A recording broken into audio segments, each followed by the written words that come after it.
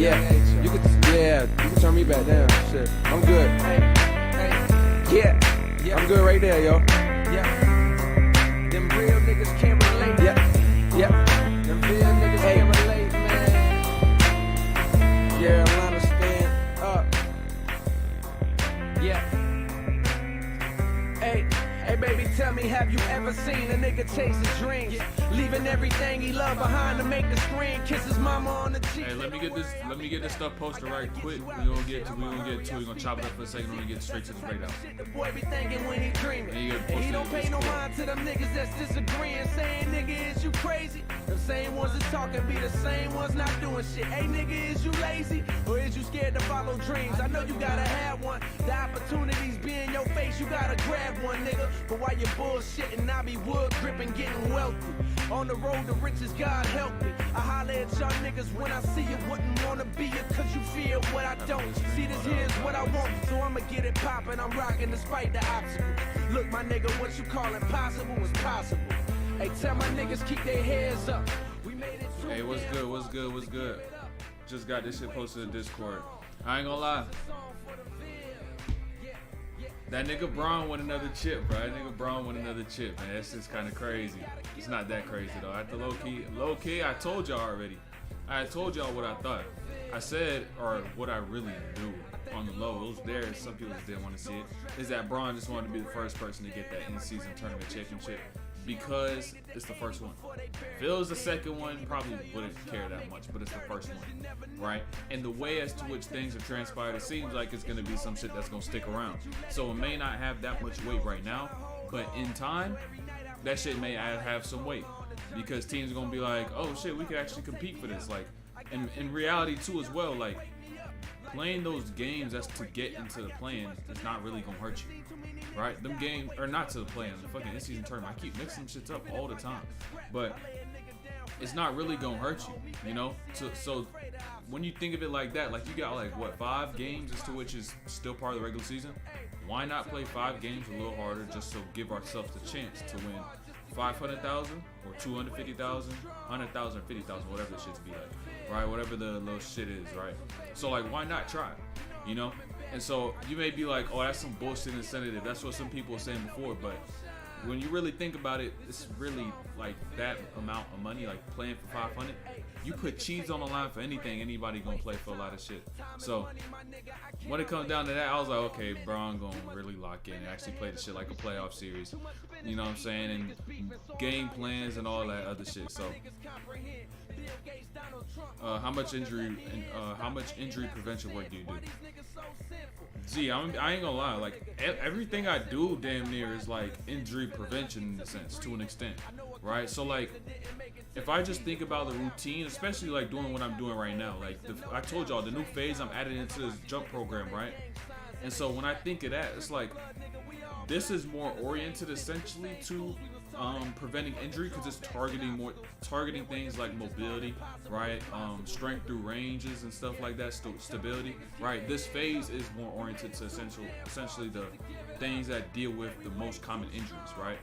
And so are the things that will limit a player the most, right? Which is like, say, hip mobility, ankle mobility, strength through hip flexion and little shit like that, right? So like, it's oriented to certain things as to which people don't get. So now, essentially, it's better for injury prevention. But when I think about everything, it doesn't matter what phase it is. The way as to which I train and the things as to which I do at certain points in time, they all help injury prevention, right? From the actual workout to then how I eat. Because what you're gonna put into your body is what you're gonna get out of your body, right? And so just thinking about it like that, if I'm gonna put shit food into my body, I'm gonna get shit results out of my body. But if I put good food into my body, I'm gonna get good results out of my body. So when you think of it like that, it's like everything damn near I do is injury prevention. It doesn't matter if I'm doing an isometric full range of motion. You said, is there such thing as doing too much mobility work? There's a thing I could tell you definitely as to which is doing bad mobility work, which is doing training for mobility without increasing strength in that range. So that's what could fuck a lot of people up, is that they're like, oh, let me stretch, let me get my arms Let me get my legs. Let me make sure I can like damn near do the splits, be that flexible, right? But flexibility is really gonna be something that could hurt you on the fact that if you're getting yourself to a point of a deep range where you could simply allow your joints to let loose, but in a game like basketball, you need to be stiff. Imagine what's gonna happen when you need to try to get out that position. You don't got the muscle for it. And now, since you try to activate that, boom, you may slip, tear a muscle. You know what I'm saying? Like it doesn't have the strength and the ability to think of it like a rubber band, right? If you have one of them weak ass, loose ass rubber bands, and then you begin to pull it, it's gonna snap quicker. But if you got one of the ones that's really strong, right? Like one of them thicker rubber bands, and now you begin to pull, it's like, oh shit, like this is, you know what I'm saying? It's not gonna snap, right? Or it's not gonna even split or cut anything like that. So 757 Soul, I fuck with you heavy. Just started tuning in. Your breakdown is really detailed. Hey, appreciate the support. We about to get into another breakdown. Probably any of the clips that you probably didn't see. That was like the 1% of the breakdown in reality. Cause I be having like 60 clips I be doing every stream that I break down, but I really pull 1 to 2 and post it on Instagram and TikTok and shit, and then everything else is left to YouTube or left for the live stream. So the live stream VOD is always going to be up as well. In case you're not here to tune in and be interactive with the breakdowns, ask questions and shit, it's always going to be pulled up. So, you hoop IRL? I do hoop IRL. I went to an NAI literally for like a year, and then I stopped playing before the season even started. It was my freshman year. I just stopped playing because I realized what my purpose was essentially. I was like, I want to teach the game, and right. And the reason why you guys don't see me hoop IRL, right? Y'all probably be like, "Oh, do you hoop? What do you do?" You know what I'm saying? But the reason as to which I don't do it is because I do this. Like I teach the game. Like I'm coaching the game right here, right? If I see my purpose as helping other people get better, I will not help y'all get better and learn the game more if I just showed my 1v1 IRLs and shit like that. And so also peep this too though. You probably ain't see this either. Hold on, you probably ain't see this. Hold on, give me 1 sec. Let me show you something right quick. No, I gotta do this. Some people be like, oh shit. Hold on, give me 1 sec. Let me find this. Where is this video at? Where is this shit at? Hold on. You probably don't know, but like the bounce is stupid. Like, you know what I'm saying? The bounce is stupid. You know what I'm saying? Like I ain't gonna lie, I got my bounce back. Bro, I told y'all last week I needed to cut like 3 pounds, right? 3-4 pounds. And then I started doing some mobility stuff like that, things that new fades I'm adding to the program when I drop it. Dog, I was doing this shit right here like this. Anyone when I wanted to. Like I was like, oh, just grab the rock, bomb. Like I'll grab I maybe get the East Bay in a couple weeks. I just got to work on the technique. But what you think? And you think Haliburton legit, or is he just in a phase? Nah, Haliburton legit. He was doing this shit last season. Y'all just ain't peep it. There was 4th seed like 30-40 games through until he hurt his elbow, right? And then he hurt his elbow, and they was out of there. But the thing is to which makes them pop more this season is the style of play as to which they play at. Like that speed, that tempo, that pace that they have, and like just the numbers they be putting up is just catches people's attention. And so the fact of seeing that, they like, oh shit, like look what they doing, right? They doing so good, but they was already doing good last season, but it wasn't as attractive to the regular hooper and whatnot. So now they weren't getting as much notoriety. Yo, what's good, Fuller? What's good, Fuller? Hey, it's about time you done enter the stream on time. It's about time. When was the last time you got to stream on time? I can't even remember my damn self. You be pulling up like 2 hours in. I'm like on my last clip. I'd be like, discipline or regret. You choose. He'd be like, yo. I'm like, bro, I'm out of here. I'd be like, I'm out of here, dog. What's your favorite team to watch right now? Favorite team to watch? The thing is, I don't be watching like a stupid amount of games. I don't think y'all really like. It's not like I sit here and watch 10 games all day. So it's like, essentially, if I could give you the top three teams I would want to watch. It's really matchups. What really makes me want to watch games are matchups, right? Matchups and performances. So like, I don't want to say, oh, I'm gonna watch the Mavs every single game they play. They playing the sorry ass team. They playing the mid ass team. It's like, or I'll watch a specific player at times. I don't necessarily have a favorite team to watch, but if I had to watch a game any day, it'll probably be a Magic game because I'm a Magic fan. I'm coming from Orlando, so We, you know what I'm saying? What we third seed right now? Second seed or some shit like that? Locked in. I'm just hoping for a top 6. 44 and 38, my goal. 44 and 38, my goal. I'm at lunch at school. That's why. Hey, buddy got the AirPods in. Buddy got the AirPods in at school at lunch right now. That's crazy.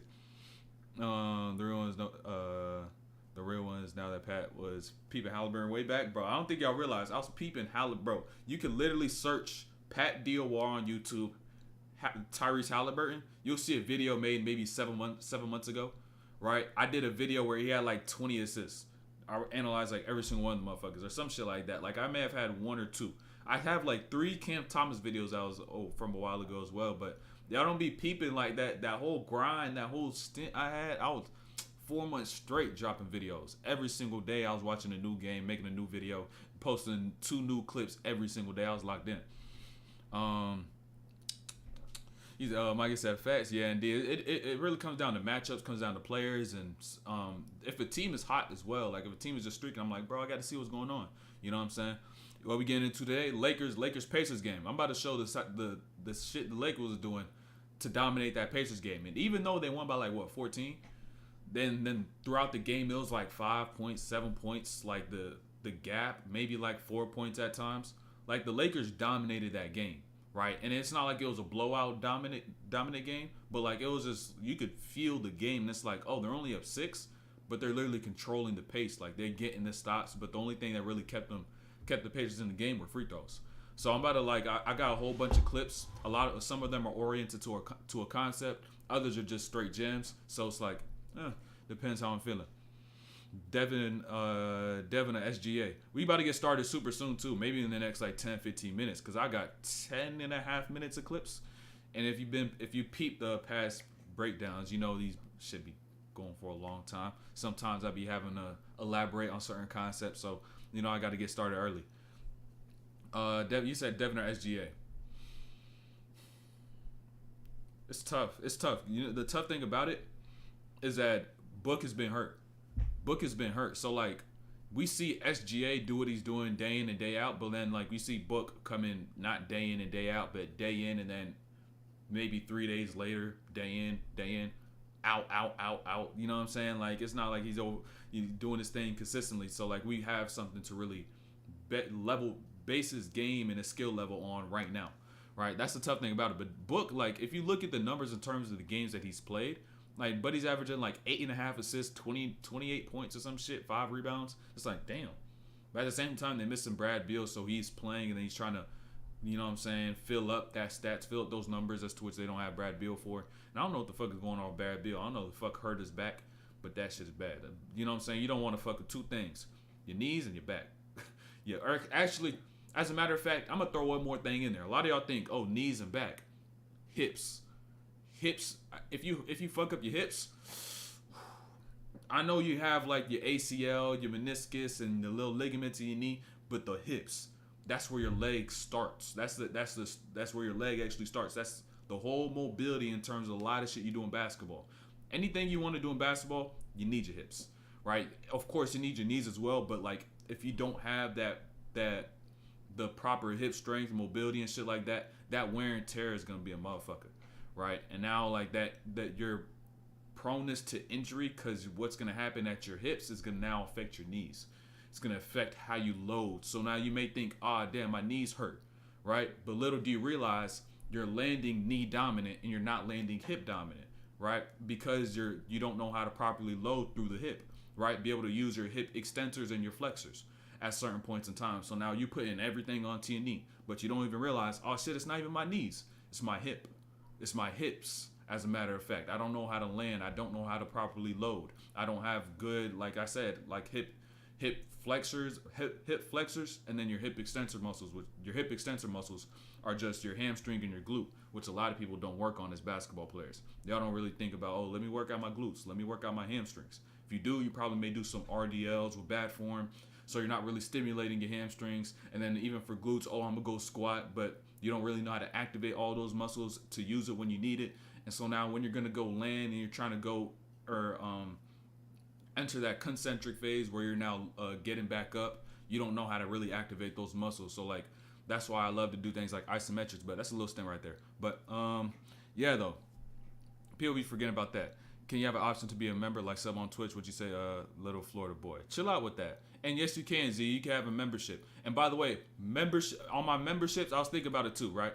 So a lot of shit I do on stream. There'll be a lot of gems on here, but there's concepts I'm learning outside of stream, right? Outside of my streaming time, and I'm not posting them at all. And as a matter of fact, I was really thinking about gatekeeping it for the next 2 years or so in reality. But if you do get a membership, I'm gonna start posting in the membership section to where I'm showing the gems I'm learning on a day-to-day basis that don't never touch the stream. And I'm not gonna say anything about it on stream because it's still concepts in development. So you get that membership, you're gonna be able to see. Where's my notebook at? Hold on. You're gonna see this 3-subject notebook. You know what I'm saying? You're gonna see this right here. Cause the thing is like I can't show the whole page, but like, let me see that big. Focus. You know what I'm saying? Whatever you know what I'm saying? Like the thing is I don't like to release a lot of concepts until they're all together and like completely done, cause that's how you really gotta learn a lot of shit. But I got the shit I'm doing right now, and so I'm spending a lot of time learning a certain like one portion of the entire concept. But then if I try to drop that one part, I want to be able to bring it all out in one part, like all together, and make it a book. That's my goal, to make all that shit right there that I'm learning on my spare time and turn that shit into a book, to where, like you just seen right there, attacking defensive styles.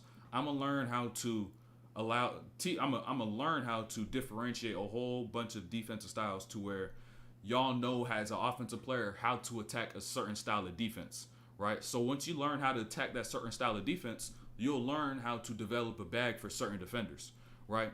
And so once you learn how to develop a bag for damn near any defender that you want, who's gonna stop you from scoring, right? And there's also gonna be a personalization aspect to where, what do I do best as a player? What's my strengths, right? And so once you begin to learn those little things like that, it's gonna make scoring way easier. And it's something as to which I can't just sit here and watch. I gotta go watch it, then I gotta go hoop. I gotta go work out. I gotta go play against the defense. And I'm gonna come back and be like, oh, this worked, boy, I realize this, I realize that. And it's gonna be like a constant mix and constant learning. So there's gonna be certain things I may start dropping in there. So I think the membership is only like $5. It's like Twitch. So, and by the way, this chat be looking stupid naked, bro. There are no badges in here. Twitch, I be seeing badges. I seen all the DOR badges. I seen the orange, blue, greens, but that shit naked over here. Yo, what's good, Tori? Pat can't reveal. I can't do all of it right now, man. Like I said, my original plan was to put that shit into a book. I was originally gonna put it into a book, but I was like, fuck it, I could show some of y'all what I'm working on right now, with just on some exclusive shit, on some low key shit. You know what I'm saying? Fuller, you said I'm about to switch teams. The Warriors pissing me the fuck off. Wait, what happened, Fuller? What? Yo, what's... Dog, this is I'm about to switch teams. What's the Warriors record right now? What's the Warriors record, bro? Hold on, let me see. Nope, that's not all right. Shit, skip standings. Warriors record. Oh shit, they 10-12. Oh, damn. Oh, it's Onyx. Okay. I need to remember that. Remember that. Onyx. Okay, I got that. How's school going? I finished my semester. I had 3 classes. I had that I told y'all in one class I had a stupid tough process, the physiology or some shit. Physiology, like some shit. That shit was tough as fuck. Then I had chemistry. Then I had African American, like evolution of hip hop. So I had those 3 classes. I had a C, a B, and an A. So average out about a 3.0 should be once my grades get turned in and shit. How do I feel about Kelly Oubre? Oh, Kelly Oubre, didn't he just get hit by a car? And nobody found the person who hit him with a car, and now he's back, and now he's hooping. Pat has a cat. Nah, I don't. I think whatever shit you hear in the background is my neighbor. I think it's their dog, as a matter of fact. It's not no cat. If whatever shit you may be hearing in the background, their dog has been going fucking berserk. I don't know what the fuck it is, but it's been doing that shit for 30 minutes. They need to get their dog trained. Tweaking. The white folk be tweaking. Yeah, Kelly Oubre though. I seen what at the start of the season before he got hit by a car. That's not funny. That's not funny. My bad.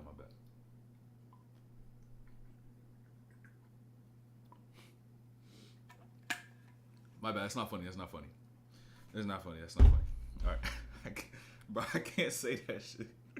It's just. It's not. It's not that he got hit by a car is funny.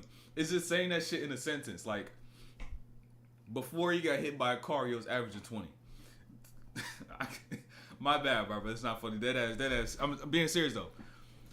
Before he got hit by a car, and he was averaging like 20 points a game. Right, I was like, oh shit, like he's scoring and shit, but the Sixers still ain't gonna do shit. That's kind of crazy though, like that's kind of crazy, like bro. Okay, Twitch name Z. Oh yeah, it is Z. That's Z. Don't forget. Augustin, Z. That's Z.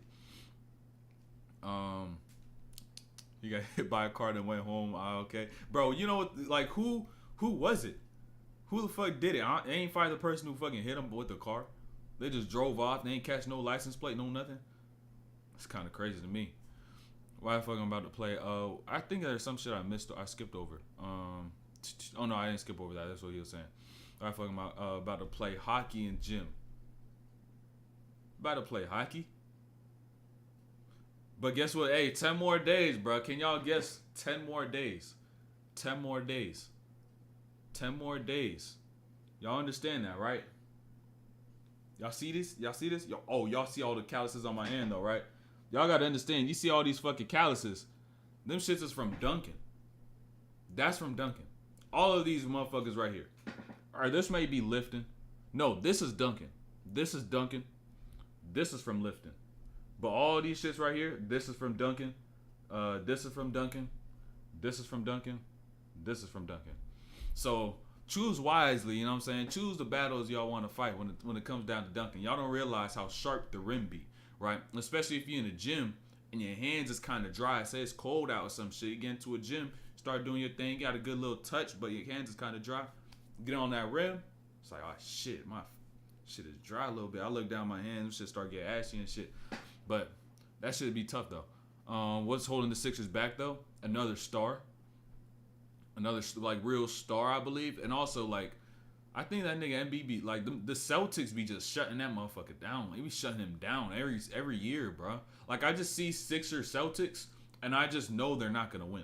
I don't know what it is, but it's just like I don't see MB like taking this shit over like he should, right? I don't know. Ever since like what? Goddamn, after Jimmy or some shit, like the past maybe 3 years or like there have been 3 seasons where they played him in the playoffs. Got him out of there. It's just like, what the fuck is going on? Like, it's just tough for me to see the Sixers like beat the Celtics, beat Tatum and Brown. I think he sees that green and gets scared. I was watching Gil's Arena. He said that shit is kryptonite. That shit is literally kryptonite. He see that green. Oh, that motherfucker gets scared as shit. Like Superman, bro. He'd be so good against anybody else, but then boom, see that green. All his powers is gone, bro. All his powers is gone. Only have money in my betting thing, which I can't withdraw yet. Wait, this cat really be betting, bro. He's tweaking. He said, "Where's Sweet so I don't be seeing him in the court." He be popping up every now and then. He gonna live his life and do his thing and spin around the block whenever you feel like it, you know. Lakers versus Spurs back to back Wednesday and Friday in San Antonio. Oh, hold on. Lakers Spurs, I ain't gonna lie. AD better fucking take over than that motherfucker like he did yesterday against Wemby. He better not be scared of that little ass nigga. That skinny ass nigga. Better not be scared, bro. Better not be scared. Go into YouTube options for your channel, add options to be a member. I do have it. I swear I do. I'm gonna double check it and I'm gonna send it to Discord. I'm double checking, I send it to Discord. Who the fuck is spamming these emojis? I don't know. You don't think Maxi could do it? Not right now. Not with what you have to go against, right? With that being the Bucks and the Celtics, right? Or maybe just be one of them, but the Sixers could be in a spot to where they have to play both of them, which is a scary thing, right? It's not like you could have a three-way Eastern Conference Finals. One of those teams is gonna see a team twice, and it might be Philly, right? It might be Philly. I don't know. We'll see how where teams end up in the standings and shit. But just kind of going off what it is right now, I don't think they just have enough pieces to like deal with a Dame and Giannis and Chris Middleton, or deal with a Tatum, Jaylen Brown, and that whole squad over there. Like, I don't think they got those numbers. I don't think they got enough numbers for that shit, bro. That shit a little rough. To be honest, that shit rough. That shit is rough. By the way, I ain't gonna lie, on Underdog the other day, I seen there like 3 out, bro. Motherfuckers was sold on that shit because people was like, Haliburton gonna go to dummy. I bet you people on all picks was like, oh, Haliburton about to go dummy. Nope. Nigga had what, like 12 and 10 or some shit? Hell no, he ain't go dummy. Hell no, AD actually went dummy, which is a thing. You probably seen AD and was like, I don't know what the hell he gonna do. I just can't bet on that. That's one thing I don't do. Bet on Anthony Davis. So, all right, done it one time because they lowballed the shit out of him. So, Holly crashed me out, bro. I'm 4x already.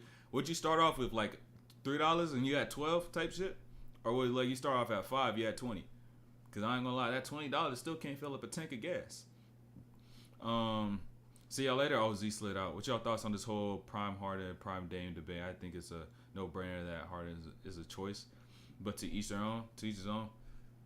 Prime Harden, I ain't gonna lie, Harden was putting up some fucking numbers. But I think Prime Dame is more of a player as to what you could put in the system, right? That'll produce winning basketball. That'll get you a chip, right, and not just get you to the Western Conference Finals. I believe that. I believe that. But in terms of total, it's like, you know what I'm saying? If you're just talking about individual and what they've done, Prime Harden got it. He was putting up stupid numbers, bro. He was putting up stupid numbers. There's something else. Which center is the best fit for the Pacers right now? Give me one sec. You teach basketball IRL? A little bit. Like I teach. There's only one person I train consistently with because I knew I'm cool with him. So I work with them like maybe once a week because our schedules conflict and that's the only time. So I work with them on the weekends and shit. But outside of that, not really, because I don't really got the time because I'm in school. I'm in school full time. So it's like I can't really do content full time, and then I don't like to half-ass shit I do. Right? If I want to get social media done, if I want to get my social media going, I'm gonna do social media. I'm gonna do something else. It's like gonna be A and the B. I'm not gonna water it down and put it in the A, B, and C. Like I gotta put my foot on the gas on the one thing in terms of me personally. And then the school shit always gonna be there until I finish. So my plan right now is just to get this shit going though until I finish school, and then by then I'll just be doing this and then maybe some in-person stuff. So I don't got enough time for it. But I kind of do when I do hoop, and there's say somebody in the gym, they be asking me a question, I'll show them some shit. But I wouldn't really coach and train to the point where it's like, oh, he's a trainer, I train with him like this 3 days a week or anything like that. Nah, it's like if I'm in the gym, I'll show somebody a thing or two. I'll tell them, oh, do this, do that, type shit. Was off in the finals, 25. Now I'm on 100. I was as high as 125 already, but due to Hallie being off, I missed the potential 5x by 2 points. That's tough. Wait, Cap, what do you use? Underdog? You use Underdog or some shit? Or what joint do you use? And we about to get to this breakdown in a second. Like super soon. Like I kid you not, like in a minute. By the way, make sure make sure y'all already subbed up. Because a lot of like 70% of my viewership are people who are not subbed. So you could still be watching this stream and not be subbed. Like you just got the noti because you watched the videos and never hit subscribe. Or you know what I'm saying? Or you just seen it on your browse and then you was like, oh boom, you live, let me pull up. So make sure y'all subscribe too. Let me start pulling these clips up as well. I use Bet365. Shit, if it gonna make you money, shit. If it make you money, it don't matter. If it's making you money, it don't matter what the fuck type of shit it is. Let me see. Boom, got that. Boom, got that. Start pulling this up. We about to get started. You see, I'm telling y'all, 69.79 right there. Y'all don't be subbing up. Y'all be hitting that subscribe. The cool bet things are only available in US. Oh, okay. So like the popular ones are US shit. You think the Clippers problems is right now?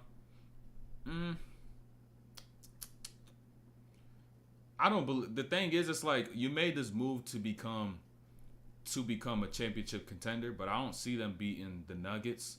I don't see them. It'll be hard for me to see them beat. I don't know if they could beat the Lakers if AD is being AD. in my opinion. That's how I see it.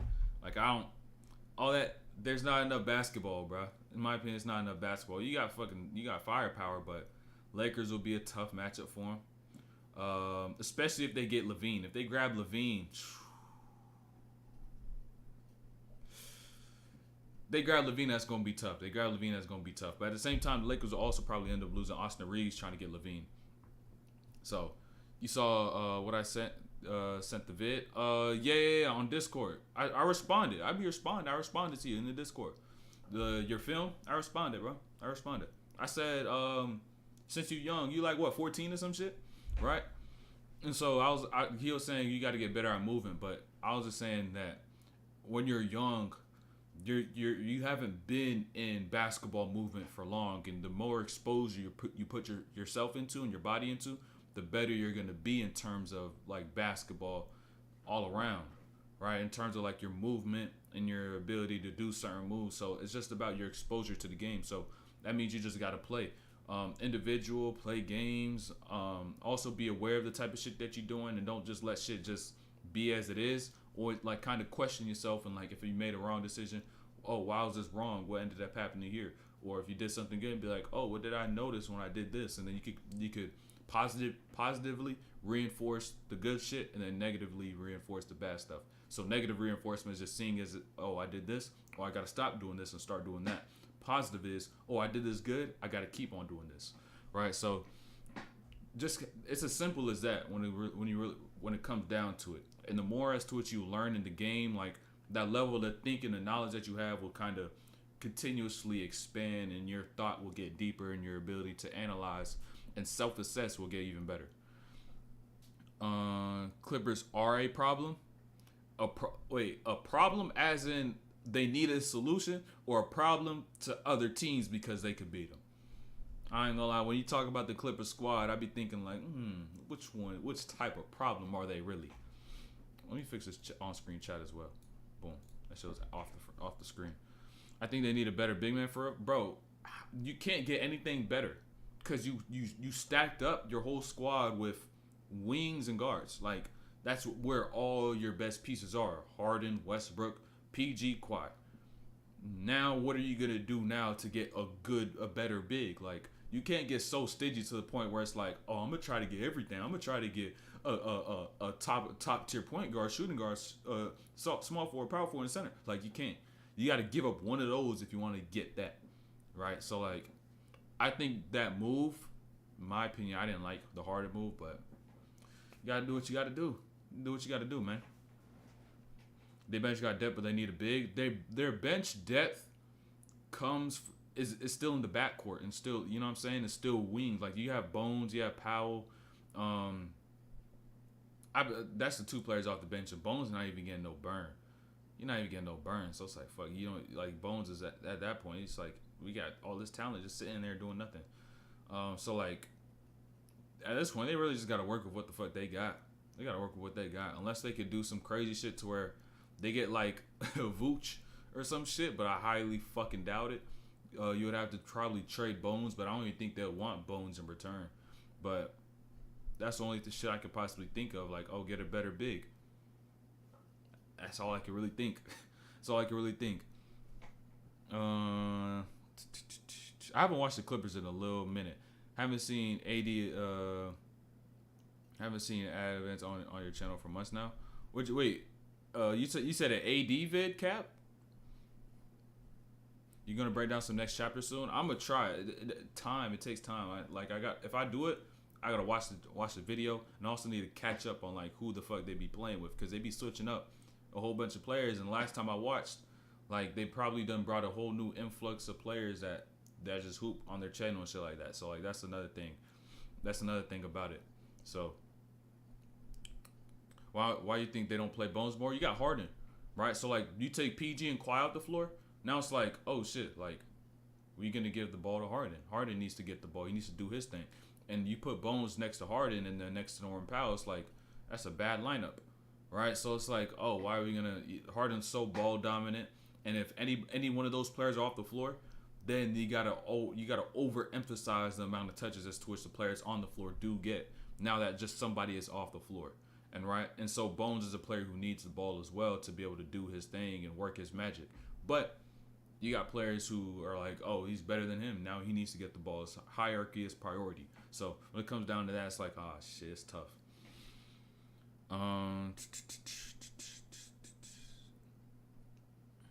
But Tice was great. Tice was a great pickup. I don't know why the Pacers let him go. Pacers, Isaiah Jackson is probably why. They're like, oh, we got Turner, then we have Isaiah Jackson who could come off the bench and just run. Like that, Isaiah Jackson be running. Like he be running the fuck out of his lanes. So like Tice on the other hand, like he's more playmaking, a little slower. He's not at that same tempo, and he provides more of a playmaking and maybe shooting a little bit, right? And you know what I'm saying, he has that like that European style of playing to him where he kind of understands the game, understands positioning and shit like that. But that's not necessarily the Pacers' style of play. So it was like, okay, Isaiah Jackson or Daniel Tice. They say Isaiah Jackson. Advertisement. Oh, I don't know. Do you want me to run an ad? God, do you want me to run an ad? I could. I just put it on conservative on live stream, so it doesn't disrupt a whole bunch of shit. They be auto placing them while I'm live. Pacers user frustrations today against the Pistons, bro.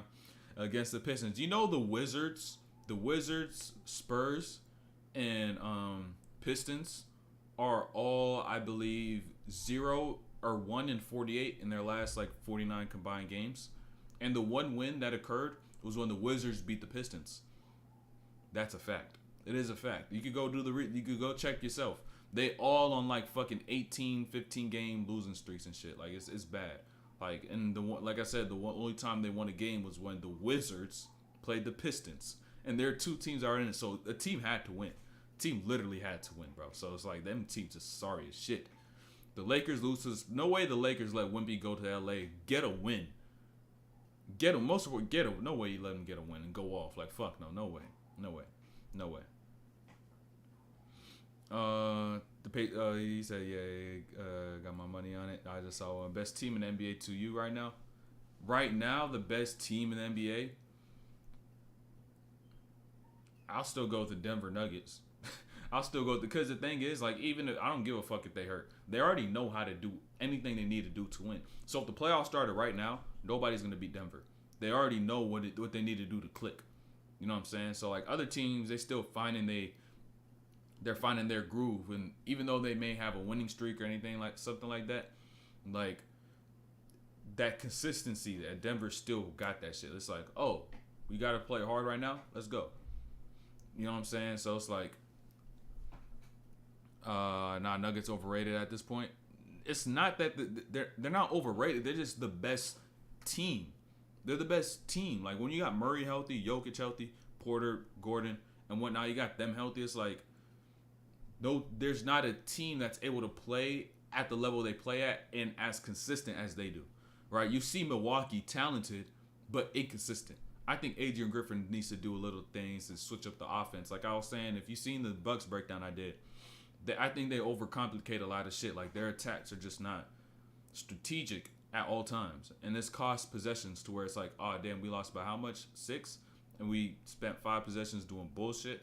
You know what I'm saying? And not kind of adjusting and trying to have players do things as to which they shouldn't even be doing and just really keep it as simple as it should be, which is putting each player just simply at their strengths, not trying to have Giannis be a point guard, just have him be in the arc, space the floor the right way, literally let Giannis go to work from the post and space out Middleton, Dame, Brook Lopez, and fucking Connaughton, and good luck guarding that shit. Good luck. Put Dame in the pick and roll, space the floor out the right way, and little shit like that. Good luck guarding it. Literally keep it that simple. And anything that involves in terms of actual set, it's easy. Like you could just, all right, boom, let's have them coming up from the corner, bring them up to the top. Now we just have a little bit of movement, deactivate help, make them communicate, get them distracted. Now we can just run the action. You know what I'm saying? It's just simple deception just to get into exactly what you want to get into. So, you think Jokic's best player in the league or Luka? Probably. I ain't gonna lie, I may just had to give to Jokic too. Jokic or Giannis. But essentially, like the struggles as a team they've been having has not allowed Giannis to kind of fully be there in a sense, but really to me it's like a toss up between the two. It's a toss up between the two. And you said Luka, it's like Luka be putting up numbers, but it's like I don't know if I could put him over like a Jokic or a Giannis. I don't know. There's something I just can't do that right now, man. I don't know. I don't know what it is. The Nuggets are constantly getting smoked by the Rockets. So what? You trying to gas up the Rockets? And by the way, Jamal Murray has probably hurt all of those games. One and they probably two was not even taking that shit for like that shit was like most of the team squad was hurt. Porter Jr. was hurt and all this other shit. Gordon was hurt at a point in time. So you caught him on times where the team was hurt. If you really think that the regular season games matter, that shit you're dumb.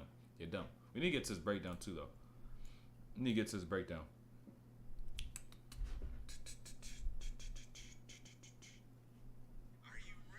Damn, what the fuck? What the fuck I got that shit? I accidentally clicked on my own notification. Alright, but we about to get started. We need to get started into this breakdown. YB better. No way you listen to YB for real. You capping though. You trolling, right? Fuller, you really listen to YB? That nigga drop an album every 2 months. Watered down ass music.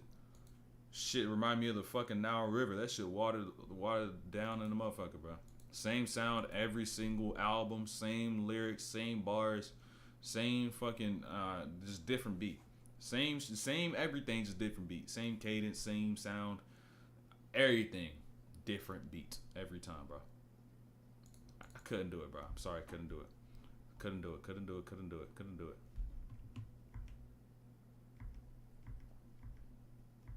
Let me see.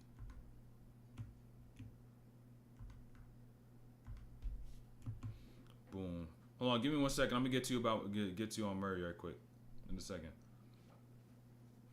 Let me post this on the story. YB Cardi. I ain't gonna lie, I barely listen to either one of the motherfuckers. Barely listen to either one of the motherfuckers. That's not a debate for me.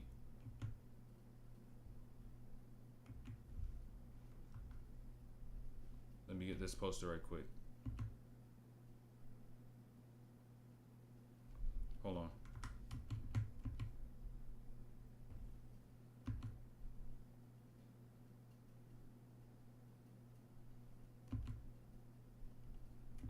All right, here we go. Boom, boom. I'm at 20%.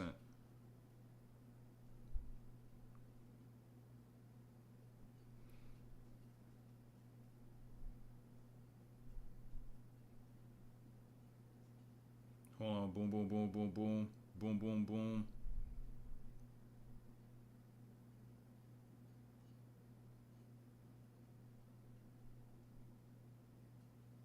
Here we go. Here we go.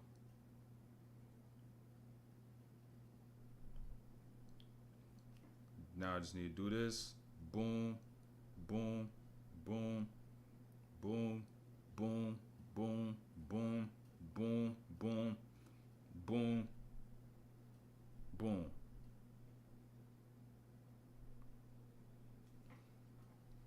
Here we go. All right, you said, what about Mikal Bridges? If you think about it, he low-key underrated. Mikal Bridges is like 30 years old. Y'all knew that, right? He's like 30. You know that, right? Mikal Bridges is about 30 years old. I don't know if y'all peeped. If y'all really look at his age, he's 30 years old. And so is Cam Johnson. He's like 27. Them niggas is old as shit. If y'all really don't peep, them niggas is old as shit. They're 4-year college players. So don't think they 24 or 25. You know what I'm saying? They 4 years college, been in the league for about 6, so like they pushing 30. So he's good nonetheless. He had 42 against Orlando, but I don't really count that shit. That shit not like that, bro. All right, shit. Back-to-back flight cross country, like nah, bro. Come on, man. Catch us on the better day, y'all. They would have lost that game for shit show. So Mikal though, like he's solid. He's good, but Cam Thomas is their best player. Honestly, Cam Thomas is their best player. Like, in terms of Mikal, he could be a person you try to leave with Cam Thomas, but at the same time, it's like the age just does not match up at all. So it's like, how do we build this? You know what I'm saying? Nama was there last time we joined. Brooks stared down. Nuggets lost. I guess the Rockets are just like that. Rockets are not like that. They're gonna get their playoff spot took by Ja Wick when he comes back in 10 days. Nigga, what the fuck you talking about? You gonna get this shit sacked? What are you talking about? They about to get this shit took. What are you talking about? The Grizzlies about to hawk them motherfuckers as soon as Ja get back. Y'all think this shit a game too? DB gonna be like, oh man, I should have stayed there, but I got paid. You know, so you're gonna see. Murray not even getting the minutes because he came off IR, so when he does, he's gonna be unstoppable. The thing is, they're not worried. They're not worried about chemistry, and they're not worried about health right now because they know Jokic and them's gonna win them enough games to get them that top 2 seed, right? And so it's just about being healthy by the end of the season. Like the last 30 games or so, are we healthy for that last 30? So then we could be healthy, conditioned, clicking before playoffs start. So Cam Whitmore dropped 42 points in the G League. Nice. That's G League too. So didn't fucking Osor or Amen drop like a fucking triple-double, 26 and 15 and 10 in the G League the other day? So you're never going to stream on Twitch no more. Unless YouTube start doing some crazy shit where they goddamn copyright my streams and block it and shit like that. If not, then no. Probably won't. It's just better entirely in terms of just the platform in itself. I just grow everything on one channel. You know what I'm saying? Let me get some water before we about to get this breakdown started. Hold on.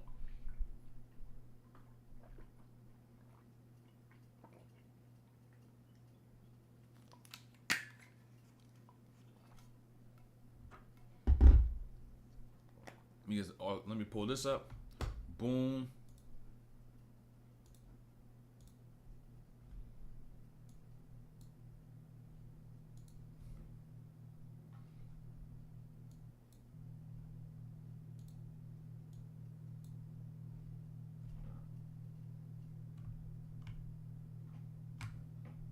Turn that up right quick. Boom. Had that be about right there. All right, boom. We cool. We rocking like this. All right, boom. Let me get chat stick going. All right. 10 minutes of clips. That means 10 minutes of gems. What team do you think is gonna win it all in the playoffs? It's too early to tell. Because Milwaukee's not clicking. Boston is kind of clicking, but how are you gonna be able to build up steam so then you could be able to perform in June or in May? You know what I'm saying? The playoff months, April, May, June. How are you gonna be able to build up steam? And that's gonna be a thing as to which you could read that better around All-Star break. So I'll be able to give you a better answer because you can look at all these teams, they're stupid talented. But it's about who's able to reach that stride going into that last stretch of the season. So, could be a team like the Lakers. It could be the Clippers. It could be Milwaukee, Boston. Denver's probably still going to be Denver unless they're hurt. Golden State, joke. That's funny. I don't think that shit's going to happen. Fuck no, unless they make some sort of crazy move. Who else is up there? Do not try to say Timberwolves. That's Fugazi. OKC is Fugazi. I'm an Orlando Magic fan, but that's Fugazi. To the point of becoming championship contenders this season. Yeah, don't say Miami. Miami may do some, get out the first, I don't know, some crazy shit might happen again. Who the fuck knows what Jimmy Butler going to be up to in the playoffs. Memphis, I think Memphis makes the playoffs. I don't know about championship. That's the goal at the end of the day.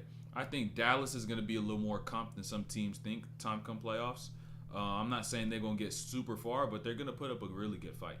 I guess I'll say that. They're going to put up some motherfucking fight. Phoenix, I forgot about Phoenix, bro. Fucking Phoenix. I've been saying all these teams and forgetting Phoenix. I was like, bro, I feel like I'm forgetting a team. Phoenix. Cleveland, you're hilarious. You're funny. You're a comedian. That's comedic. That's very comedic right there. You say Cleveland, a contender. Donovan Mitchell, Darius Garland, fucking Evan Mobley. I'm sorry. There's a reason why Donovan Mitchell hasn't signed a contract extension. There's a reason for it, gang. It's because he saw what the fuck happened last season, in the playoffs against the Knicks, and he was like, "Oh, these motherfuckers can't play in the playoffs. These motherfuckers can't play pressure. Oh shit, I don't know if I can rock with this shit. Oh damn. Oh damn, I don't know if I can do this shit. I'm gonna have to get the fuck up on out of here. I ain't gonna do no. Ain't gonna tie myself to this goddamn squad. Y'all can't win. Y'all may be cool peoples, But if y'all can't win, I can't be here. It is what it is. So Donovan Mitchell got a lot on his goddamn plate. So does Garland and Mobley to step up if they want Mitchell to stay. And if they don't step up, Mitchell is out of there. Out of there like swimwear. He gone. So, any other teams I'm missing? I don't think so. I ain't missing no team. Bane and I love Bane and Wick, but the Grizzlies are not making the playoffs. Too much comp in the West. Do y'all not realize where they are in the standings right now? Hold on, right quick before you start this breakdown. Hold on. They're not that far back. They're not that far back. Let me go right here. They're not that far back. 11. They're 5.5, or yeah, what is that? 5.5 games out from 7. This shit is compact. It only takes a little win streak just to get you right back into this area. And literally back from 10, 5 games back from 10, 5.5 back from 7, 6.5 back from 6. And you're only 21 games into the year. This is the first quarter of the year. Where the first quarter of the year is good. We have 3 quarters of the year left, right? And so just seeing that, you know how much shit can happen in the rest of these 60 games? You know how much shit can happen? You know what I'm saying? Hopefully there's no injuries, but a team could just lose steam, lose connection, lose that chemistry, and before you know it, a couple teams drop and a couple teams rise. You know what I'm saying? So don't count them out. They may have started like 0-7 or some shit, but they not that far out of the mix. Then who you got missing the playoffs? Whoever loses, they goddamn steam. Whoever loses, they goddamn steam. You know, Minnesota being in here is taking up a spot. You know what I'm saying? They taking up a spot because they're gonna lose to whoever the fuck they play. If it's gonna be like a Denver or Lakers or Golden State, they'll lose to Golden State. On baby, they'll lose to Golden State. I promise they'll lose to Golden State in the playoff series. I kid you not. Gobert gonna see Draymond. He gonna get scared as shit. Like, he gonna get scared shitless, bro. You know, PTSD in that motherfucker, boy. Straight reminiscing every single time. PTSD. Every single time he think of chokehold. He blink chokehold. Like, every single time he blink, an image of a chokehold pop into his brain. That's how bad it is, right? So, boom. They play Golden State. That's done. Gobert is out of there. Like, he ain't gonna be able to do shit, right? Boom. New Orleans would be some teams that would really be comp for Minnesota, though. Like, they could possibly beat Oklahoma. Sac would be comp. Houston, bro, y'all. I don't know if Houston gonna be in this mix. I'm gonna be keep it a bean. And the Pelicans, like if they play the Pelicans, Kings, or Thunder, they could get that. They could get that for shit show. Memphis is beating their ass. Memphis whooping their ass. I ain't gonna lie to you. They just whooping. They getting their ass whooped. Memphis whooping their ass if they played in the series today. Ja gonna come back and fucking dunking on Gobert and shit. Like it ain't gonna stop him. How you feel about Sacramento? I think they would have to play a team like New Orleans, like OKC, or Minnesota if they want to make it to the second round. They can't play none of those other teams. Or else they're gonna lose. In how I see it, I don't see them being the Lakers, Clippers, Denver, Phoenix, Golden State. I don't see that. Golden State could be all those young teams and inexperienced teams, but when it comes to experienced teams like, say, the Clippers or Phoenix, Lakers, Denver, they ain't beating them squads. They ain't beating them. Not beating them. Saying Bane reminded me of Bane's build. I'm dead. Hey, Bane been going off, though. He averaging, like, what, 25 a game? Going stupid. Bane is going off. So Bane improving his game bit by bit. You got Suns, Clippers, Lakers, Nuggets are making the playoffs over the Grizzlies easily. I ain't gonna lie, Grizzlies, the play-in is fucking. That's the play-in though, the play-in. You know what I'm saying? Like if they get into that goddamn play-in, even, that's just gonna be tough. They're gonna be a tough fucking out with Ja. You realize they was like the top 3 seed or some shit with Ja. And now even though you missed that first 25 games, that's the 25 without him. Now with him, and if those additions as to which they had really do come to light, and you see how it really is incorporated in with Ja being there with Marcus Smart, Derrick Rose, and whatnot. Of course, losing Steven Adams and Brandon Clark is tough, but Ja is electrifying. So it's like that energy that he brings and all that other shit as to which he has as a player, it's gonna make them a tough fucking out. So I think the Grizzlies gonna have a chance. Like I think they at least make the play-in. Playoffs we'll see because it's literally one and done. But playoff like they're gonna have a chance. Playoffs I'm not sure. Play-in I think they squeeze in there. I think they find a way. Rockets is a team that I can see dropping. Pelicans I can see dropping if they get hurt or some shit like that because you know how they be rocking them niggas get hurt all the time. Who else? Practically about it. I think sacking them is solid though. What happened to Steven Adams? He's out for the year. Some knee injury or some shit like that. Some sort of knee injury to where he's out for the whole year. Surgery. So he got it at the start of the season, so he was like, yeah, I'm out. Brandon Clark, you seen his Achilles during last playoffs. So yeah, they just got Tillman and who else is the other big they got playing? I think Tillman was hurt. I forgot who they got playing. But they just got Tillman and whoever the other backup they had over there too. So you're gonna see what Tillman do. Tillman play his ass off. He's gonna get himself a contract for shit show. He's gonna get himself a goddamn that get himself some money. And this is his time to be able to do so because you got Clark out and you got Adams out. So now it's like here you got 30 to 35 minutes right there. You know what I'm saying? Probably like 34 minutes a night. So it's like, oh shit, I gotta just play my ass off. And when it comes down to numbers, I even gotta sweat that because I'm gonna just pick them up naturally playing all that goddamn time. It's one thing to play 20 and be like, shit, I gotta get numbers to get a contract. But now you're getting like 35. Shit, you know what I'm saying? You're gonna be able to get some good money. I can tell you that. So, y'all ready for this breakdown though? Y'all ready? You better get to it. By the way, we about to hit 7K super soon, so we're gonna see what day we hit it. Probably we might hit 7K like on Wednesday or so. Probably on I think Wednesday. Wednesday seems solid. Wednesday seems like a solid day. I think that's when it's gonna be. But let's get to it though. Let's get to it. Right? And even this first play, I even remember this first play, right? Look, watch Cam Reddish, right? Now, you got Miles Turner right here in this drop, right? And notice, or actually, let me talk about the dynamic of the drop before the shit even start, right? So, you got Miles Turner on Anthony Davis, right? And so they've been playing this drop the entire game. And in playing this drop, at this position, he has to guard two as one player. And so, look at what Cam's about to do, right? Boom, Euro step. And the reason why he bit so hard in that Euro step and was unable to recover to block that is because he had to guard two. So, in this position right here, he's like, I just want to see if he stunts, right? And so, he's going to get baited by his own bait in this situation because he's trying to stunt and make Cam Reddish go, right? Or try to make him go to the right side. The reality, Cam is going to go to the right, but it's to a Euro step. So now, boom, hit him with a Euro 360 right there. Late. So he really did fool him right there. He leveraged the fact, oh shit, he has to guard two. I put a lot of pressure on him being in this spot. Bait him one more, hit the other way. So that's tough. And right here by D'Lo, right? Peep this. You see Buddy Hield rotate over on that help, right? Boom, he stays. Now he's gone. But then right there, Bruce Brown with the foul. D'Lo's timing in this game and his patience was immaculate, right?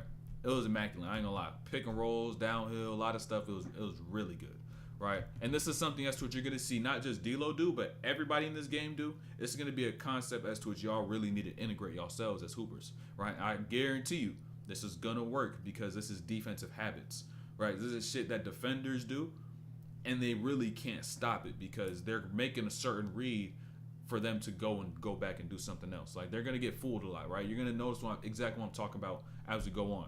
Right, not so much in this play, but more so in the pick and rolls as to which he had. So, in this play in particular, though, right, you see Cam Reddish on the cut, Buddy Hield about to clear out, right? Turns his head, sees, oh shoot, he got this backdoor on Bruce Brown, right? And seeing the fact that he got this backdoor, he stays over and help, right? He shows for a second. Now D'Lo, though, right here with Bruce Brown, he stops, makes contact with him, and that stop right there made Buddy Hield go back, and that stop as an offensive player with the ball is what's going to make a help defender decommit, right? It's going to send them right back because they're like, oh, he stopped. Oh, he's not going to do nothing. Boom. But in doing so, look what he's about to do with Bruce Brown. Draw a foul because notice the gap of space that he had between him and Bruce Brown when he first got that catch, right? Let me slow this down even more, right? Slows down even more. So look, he catches this. Gap, here, contact, and now he gets into space a little bit. And as Bruce Brown is beginning to close up that space, because that help is now leaving and he's in good position, D'Lo gets into that arm that Bruce Brown has extended over into his space, and now he's able to get that foul. And that's really big time because that's the first foul he was able to get on Bruce Brown, and that's about a minute into the game.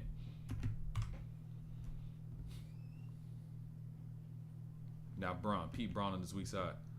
That back screen, Obi Toppin a lot, blew that shit right up. You got to understand what Brown be doing as an off-ball defender, right? He's thinking the game so he doesn't have to work so hard. He just thinks the game so he don't got to work so hard, right? And so, look right here, right? Watch Braun as an off-ball defender, right? A lot of people think, oh, I'm playing off the ball. I just got to see the ball and see my man. But what Braun is going to do is not just see ball, see man. He's not just going to see ball, see man. He's going to see the action, right? He's going to see all parts and how everything is operating. So then he can be able to make a play. So watch his head. Look.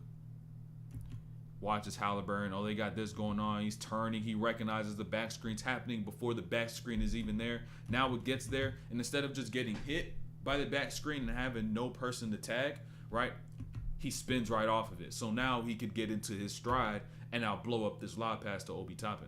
So you may not see Braun sit down on defense and guard the best perimeter players and whatnot, but he's going to make plays like this to make up for that, right? And on top of that, he's 38, oldest nigga in the league. Right, so you really gonna have to try to make him fight through ball screens and all this other stuff. He gonna play the shit smart. He ain't doing that shit all the time no more. So on top of the fact he's still doing a whole bunch of shit on that other side. So that's just also another way. I just want to also point this out, right? Y'all see that from Braun, but that's a learned skill as to which anybody could get. You just have to learn it. And that's the difficult part of it. The process of learning and figuring those things out as a player is something most people don't want to do. They don't want to go through the process of figuring out, of failing, and then having to fail again, and then failing again, and then failing again until they get it right. But all those failures is what a lot of people be scared of. They're scared to do something wrong 5, 6, 7, 8 times in a row, right? Or be 1 for 10 in terms of making that right, doing the right thing. And then, but little do you realize in time, you'll build that resistance to failure, and you realize, oh shit, this is what I got to do. And slowly but surely, you'll get more and more efficient. You'll get more and more sharp, to where now you're just doing what's right instead of doing shit that's wrong. And you're gonna do what's right way more than doing what's wrong. Let me say that, because you're never gonna be able to be perfect. So it's just failure that a lot of people fear, to be able to gain skills like that, or it's to just put in the work in. So that's something anybody could get. And also, I want y'all to peep this too. Right? Y'all probably thought Tyrese Haliburton was going to go dummy, but this is the reason why he ain't go dummy, right? So look, understand, they were blitzing all these ball screens, right? But in this blitz, Tyrese Haliburton now has to make a decision and see, all right, do I have this slip or do I have a skip? And with the Lakers being so active, right, it's going to delay some of his reads. He's going to load it up. The ball's going to be in the air for a little long, and it's going to be able to cater exactly to what LeBron does best, right? Jumping these lanes off the ball. And so this is what made it so difficult for Tyrese Haliburton. Having LeBron on that weak side, that's a completely different read than just having your average Joe of an NBA player sitting on that weak side. Completely different. And you have AD stepping up, blitzing, showing hands, and with the bigger wing defender with length right there in your face as well. So it was tough.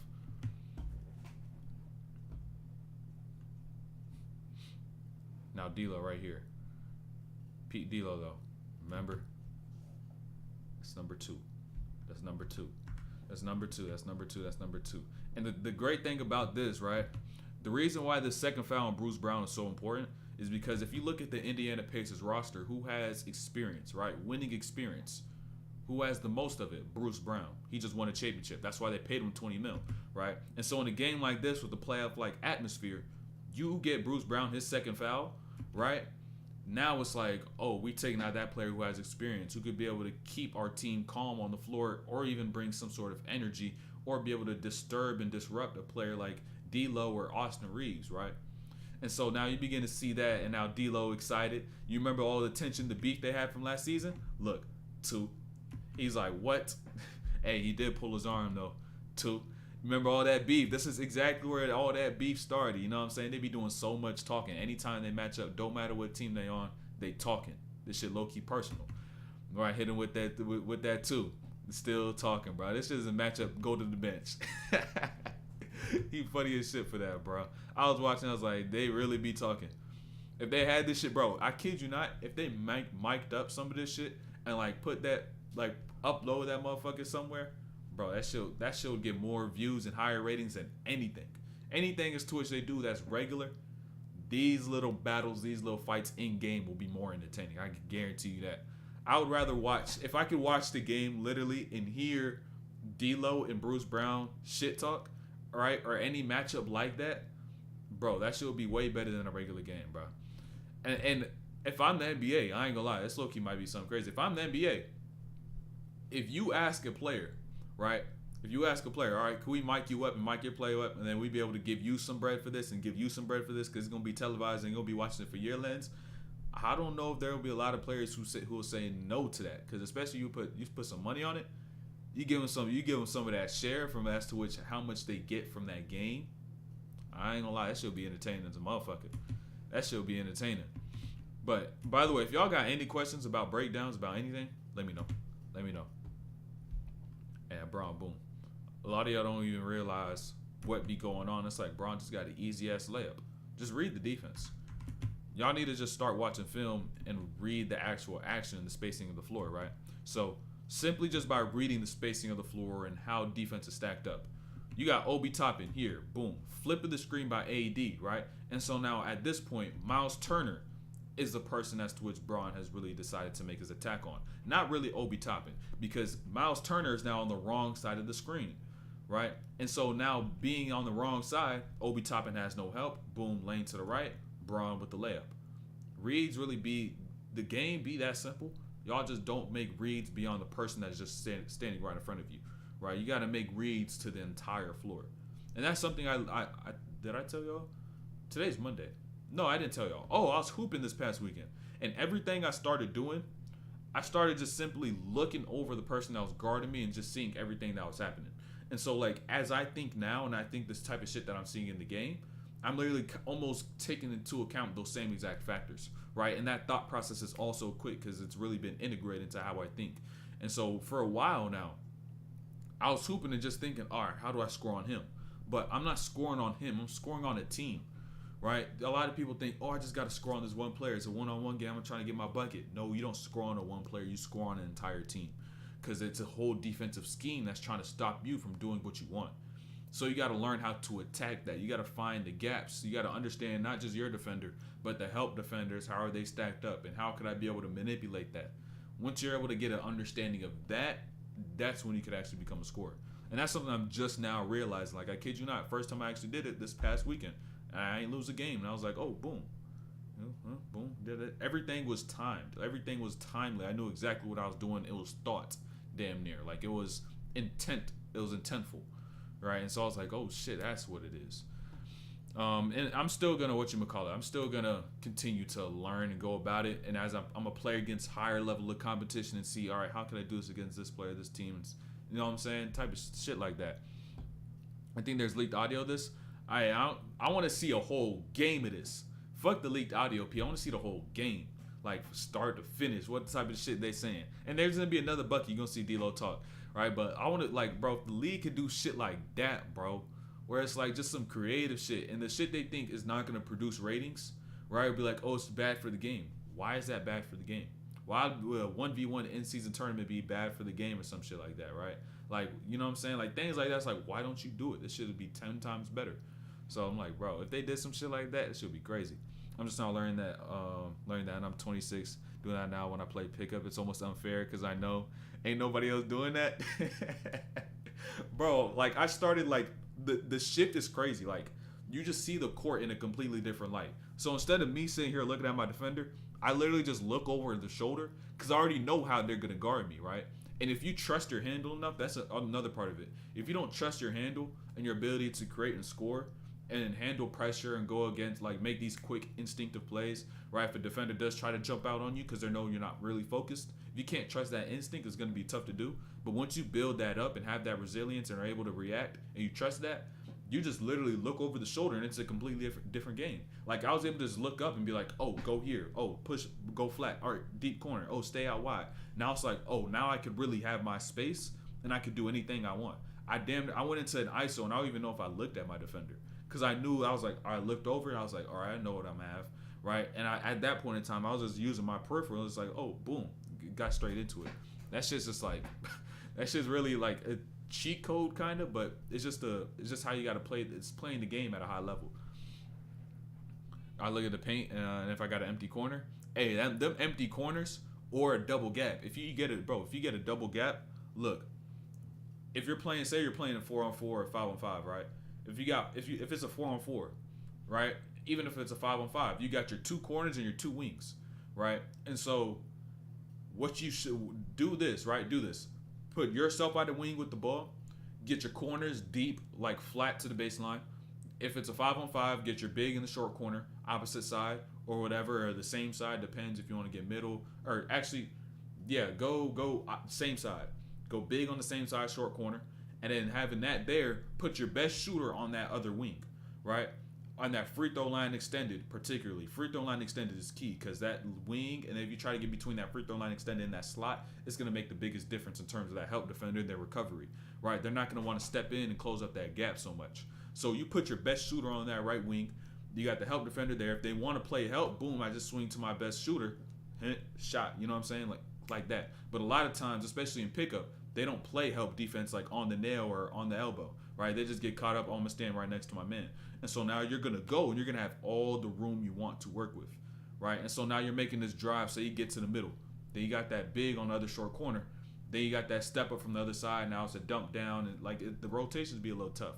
Or you can even go on the other side, depends. But if you're going to go middle, probably want to put that big on that opposite side so then that corner and that wing players, defenders can't help in on that, particularly that corner.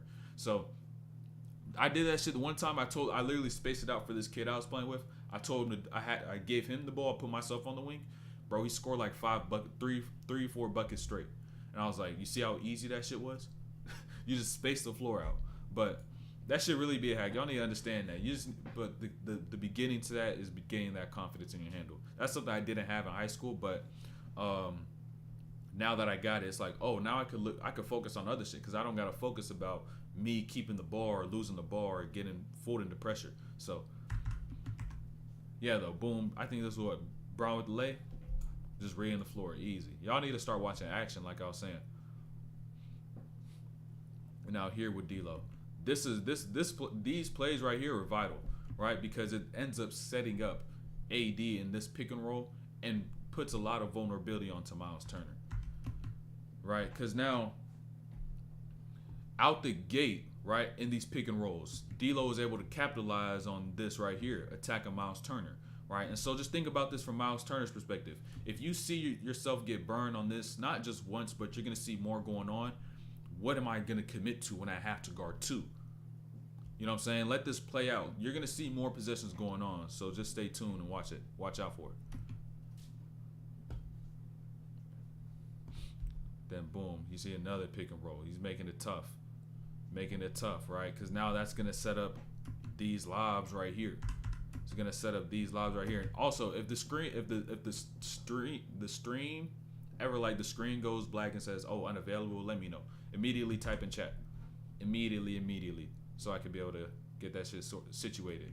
But look, because you've seen that last float from D'Lo, right? So now he's gonna come off the screen now, and Miles Turner is now not just fully committing to AD's role and just leaving D'Lo a lane.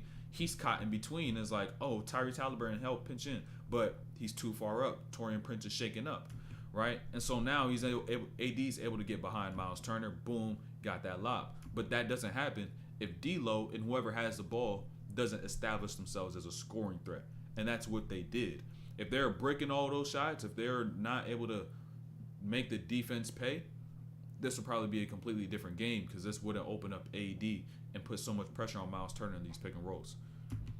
Because mind you, the game was still like 2-3 possession game throughout the entire time, right? So like little possessions like this, they add up. And if they're just trying to pound the ball into the paint. So them shits add up.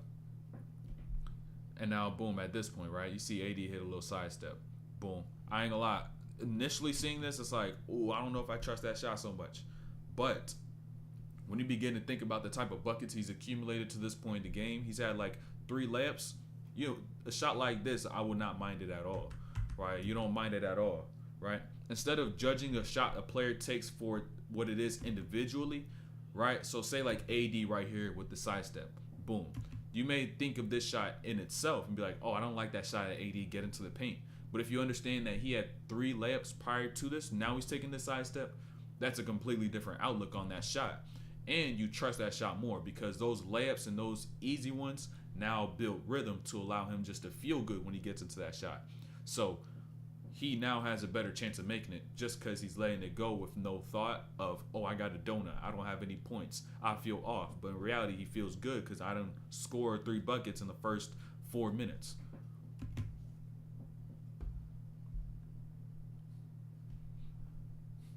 And right here, once again, another pick and roll. Another pick and roll, but I want y'all to peep this too. I know y'all probably seen that shit right there on the weak side, and that was exactly what I was talking about before, right? Understanding defensive habit, right, and how to use pace to manipulate a defensive habit, right? Just notice, right? Even at the start, though, AD low-key missed Cam right here. Low-key had that right there, low-key, but ain't gonna talk about it. He's gonna keep it going, right? So boom, Braun gets off this screen, right? And now you got Obi Toppin trying to fight over. Boom, he gets over the screen. You got Mathurin in help. Now, you see this area of the floor is so compact. It's like, how the fuck do I get through? But you do this exactly right here what Braun's about to do. Change pace. You see what the fuck just happened to Benedict Mathurin, right? You seen what just happened, right? You seen what happened. Because as a help defender in this scenario, you're waiting just to see him stop and have the possibility and with him stopping, the possibility of him throwing the ball out is what you think is going to happen, right? So now you want to jump out because he's showing you, oh, I know you're there, so I'm going to wait, right? But at the same time, Obi Toppin is still out of position, right? And so now the entire lane opens up all off of his pace and him just slowing down because that slow down of pace is going to manipulate help defenders.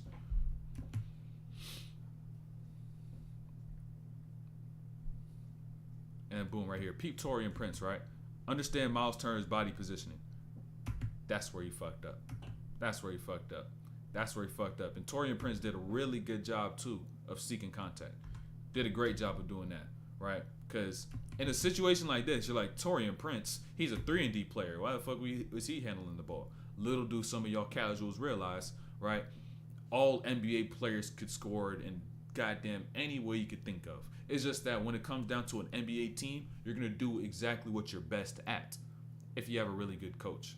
And in Taurean Prince's situation, you see him only play 3-and-D, but doesn't mean he's not capable of getting downhill, right? Getting off the dribble and making a Euro step, an elite read like this, where he's able to see Miles Turner's body positioning and eliminate his ability to block the shot and pick up a foul on him, right? So understand this. Dropping back, drops this right. And now at this point, if Taurean Prince wants to go left, Miles Turner has an easy lane to be able to just right, left step, block the shot. But if he goes and attacks this hip, right, that top foot, and he makes him open up, there's no way for him to block the shot, 1. And 2, you see contact, he's in a illegal guarding position because he's going backwards. So boom, hit, and 1, not even a contest. A skill that a lot of NBA players have, just not a lot of people are like, oh, you can't do this shit. What the fuck, that's sorry ass shit. But in reality, they can.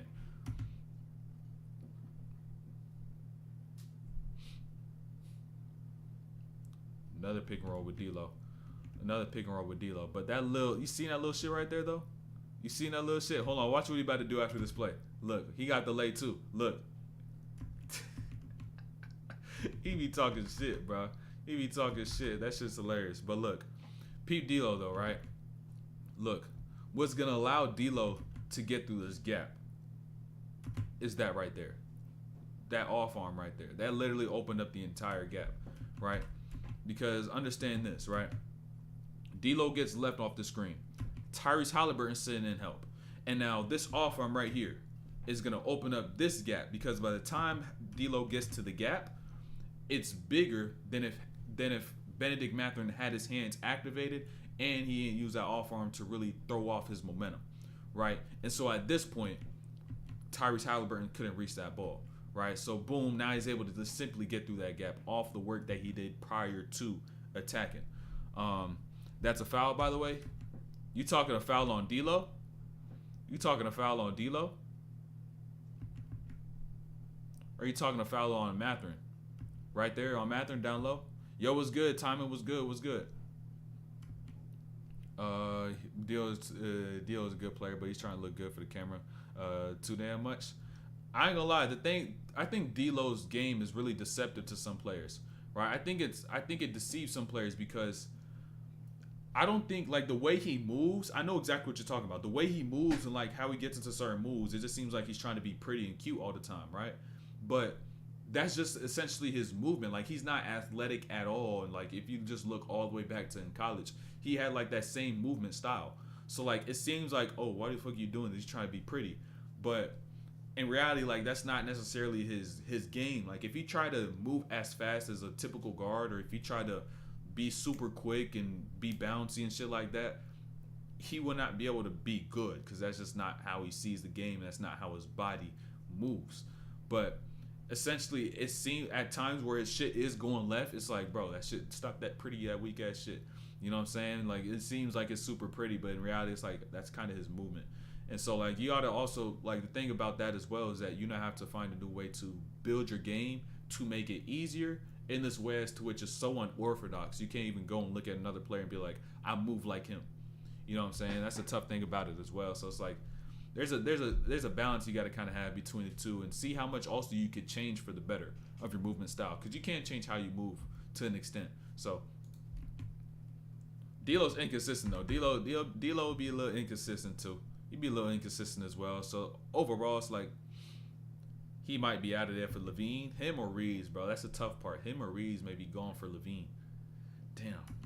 Reaves might be out of here, but Reaves been cooking though. Shit, we're gonna get to Reaves in a second too. We're gonna get to Reaves in a second. Super soon, super soon. Also, peep that right there. Them fouls right there is just so dumb to me, bro. Them fouls, so stupid. So stupid, right? And now, look at the time. Look at the time, right? 5:51 in the first. Miles Turner already picked up a foul, right? And so you already know you got one. You screen. Why? Why push him? What's the purpose? Because understand this, right? If you simply just get Cam Reddish to break his base and chase, you already got your job done, right? And AD already stepping all the way over, you really already got your job done, right? But you decide to push the player that you don't even need to worry about because AD's already out of position. So now, not only that, you get a foul.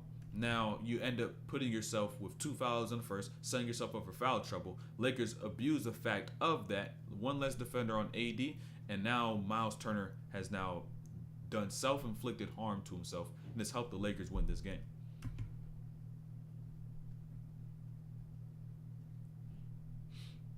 Peep this right here. Peep this right here.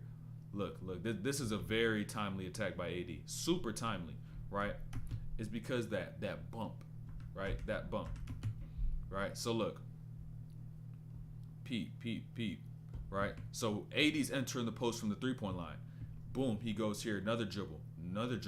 There's no real bumps to this point. But once he is able to get to the middle, that's when he gets that bump and is able to get a foul. But understand what that's doing to Isaiah Jackson, right? Look, because at this point in time, Isaiah Jackson's like, oh, this is a mismatch. I'm small, right? So any bump AD does, he's going to try to anticipate and overcompensate for it as soon as he does put that shoulder down, right? But notice each one of these dribbles, right? Boom, no bump. Boom, no bump. Boom, no bump. He's just surveying. And so the second AD decides to say, let me get low and get into a bump, right? Isaiah Jackson's going to be like, let me brace for this. But AD is now moving into it and not just trying to bump and stay at one spot. So at this point, he's getting hit backwards. Now, boom, foul. AD throws that shit up and one. Right? Little things like that really be throwing defenders off, especially for Indiana, because the lack of size as to which they had in a lot of these matchups, you seen a lot of that, right? To where they weren't the way it's twitched, they're guarding the post and they're smaller, they overcompensated. So Neesmith got hit with a shit ton of spin moves. Isaiah Jackson every now and then a little bit, or you'll just get bullied. So like that lack of size is also tough for Indiana, especially with Miles Turner in foul trouble. Tough.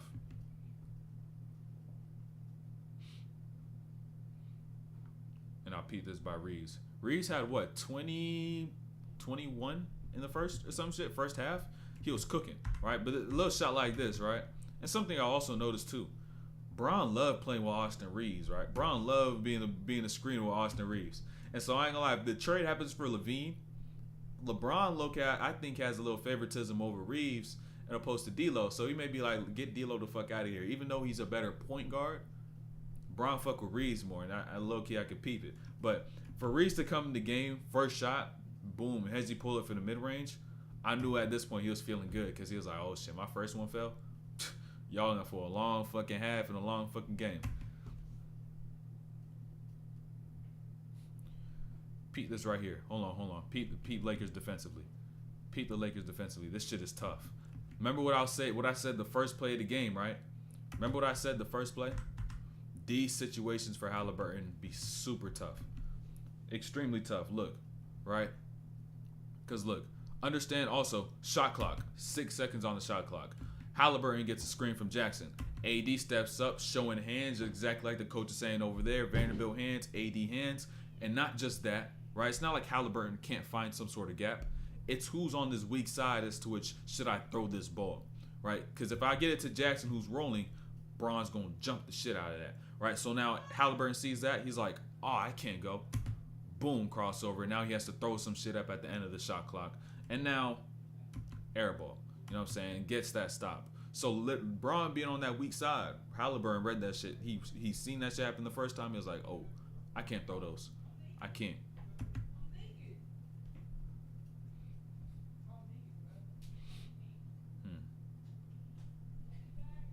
Peep right here. Oh yeah, these plays. I got 3 plays right here with AD. Look, 3 plays right here with AD, right? Look, and I may even speed this one up. Because I do want to get through all these plays, right? So boom, look, these 3 plays right here showed me AD came ready to play, right? So boom, right here, Bron set the screen, got the switch, right? Boom, I attack, I get blocked. But guess what? Watch what's about to keep happening, right? Offensive rebound. Give me that shit right back. Run that shit back, right? Isaiah Jackson, boom, fade, spin away from the double. I miss again, right? But once again, what's going to happen with AD? Maintains aggression. Reaves catches. AD immediately goes underneath to get positioning for offensive rebound. And guess what ends up happening, right? Boom, he gets that foul down low. AD came ready to play. When AD come ready to play, he's a tough motherfucker to stop. And y'all can't lie about that. It's really troubling trying to guard him when AD comes ready to play.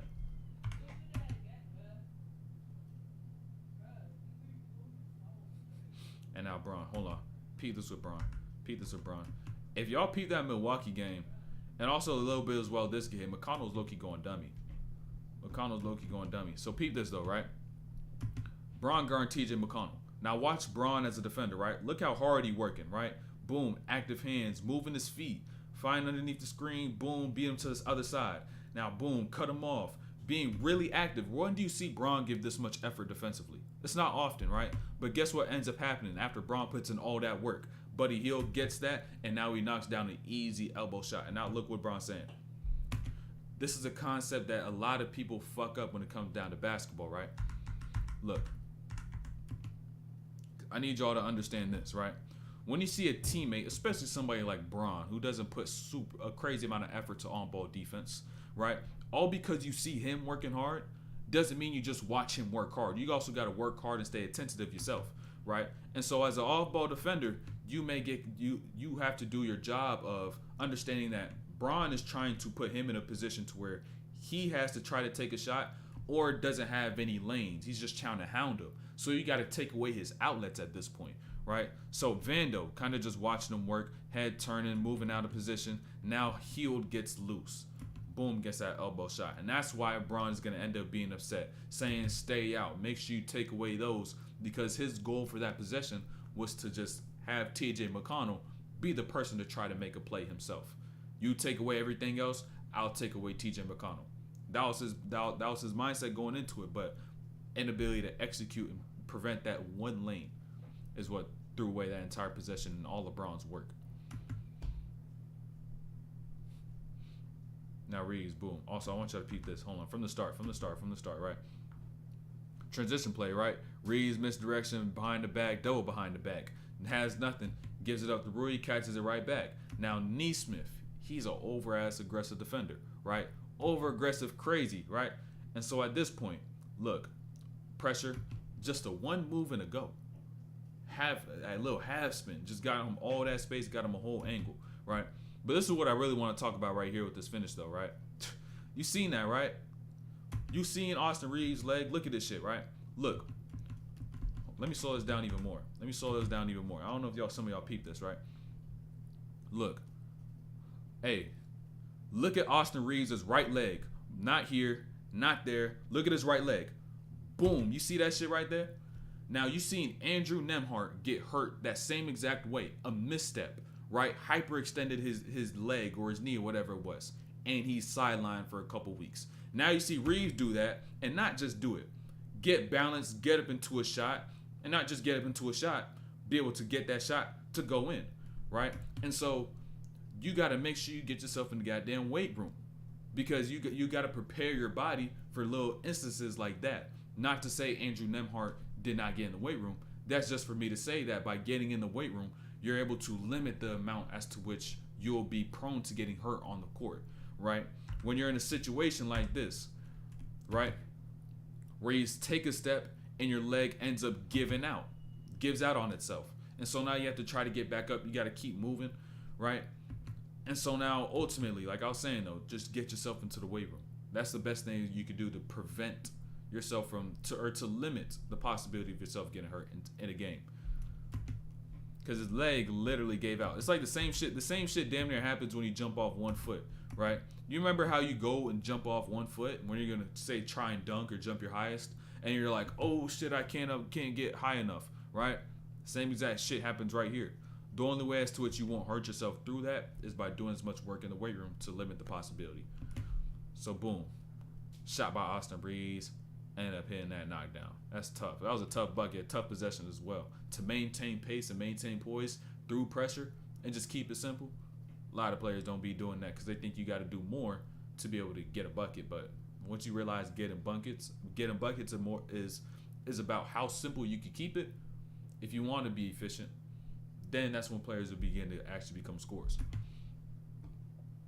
And also peep this right here. Once again by Austin Reaves. Great body control. Notice this, right? Look. Austin Reaves, catch, boom, attack. Now, help defender steps in. He literally steps right here off his left, going to the middle. But where is he going to end up jumping? To the left side. And that's a sign of literally one thing and one thing only, right? Look.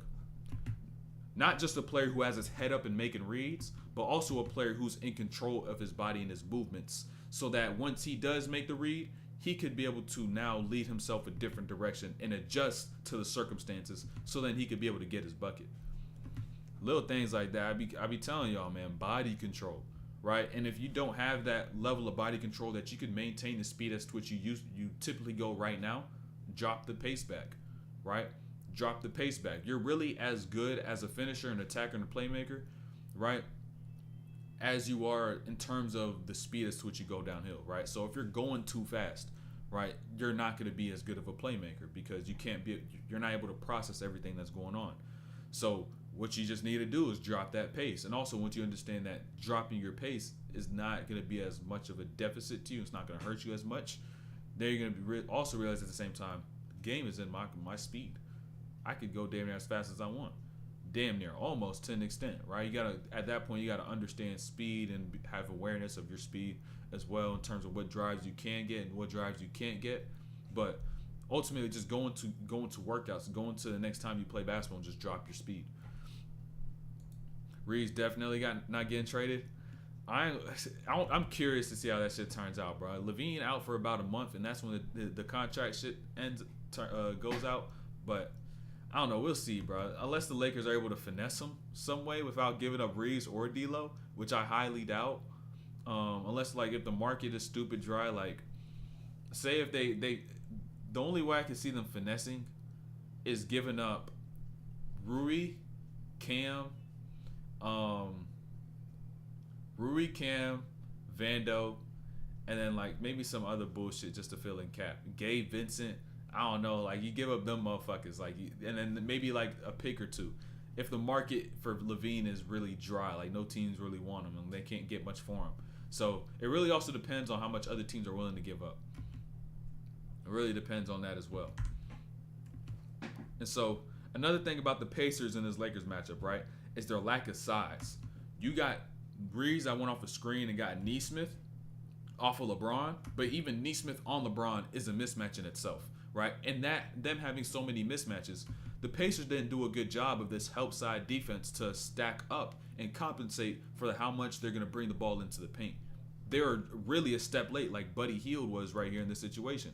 So a lot of times it was just so many easy layups and attacks for Bron, AD, some of these other guys, but really those two, just because the Pacers' inability to try to pack the paint in and make them shoot threes. So Cam and Vando is a lot of defense. It is a lot of defense. I ain't gonna lie. It is a lot of defense. But I mean, shit, you still got Taurean Prince. You got AD. And essentially, if at that point you're thinking, okay, how can we, if we get Levine, can his scoring make up for the amount of buckets we're going to give up by losing defense? So that's the thing about it as well. Also, boom, right there, TJ McConnell. You seen that shit? Let me let this play finish out. Boom, got the foul too. But peep this, right? No, I ain't gonna lie.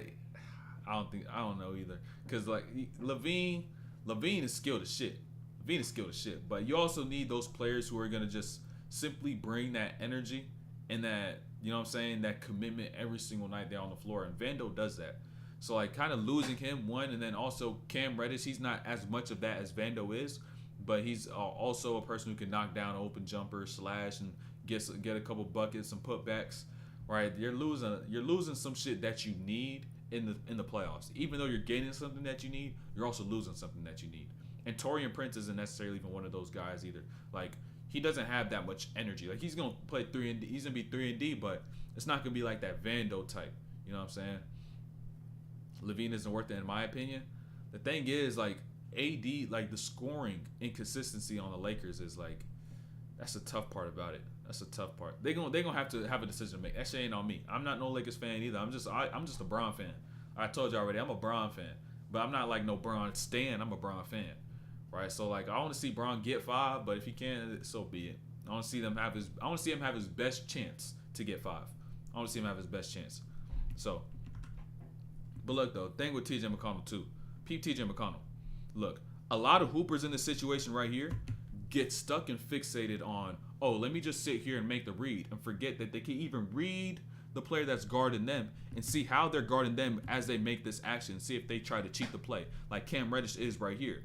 And so he literally cheats and goes all the way over to the nail, right? And at this point, you're a fool if you don't go and take this lane, because he's now put himself in a position where he's just baiting you and saying you won't score. Me, I see that shit that's disrespectful.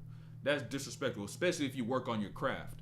If you person that's in the gym working on your craft and a defender does some shit like this to you, oh man, you got some mental work that needs to get done. You got some mental work. And now Reddish putting himself in that position has now forced him to be in a legal guarding position as he goes downhill. McConnell seeks contact, boom, bump, foul. Get into the line.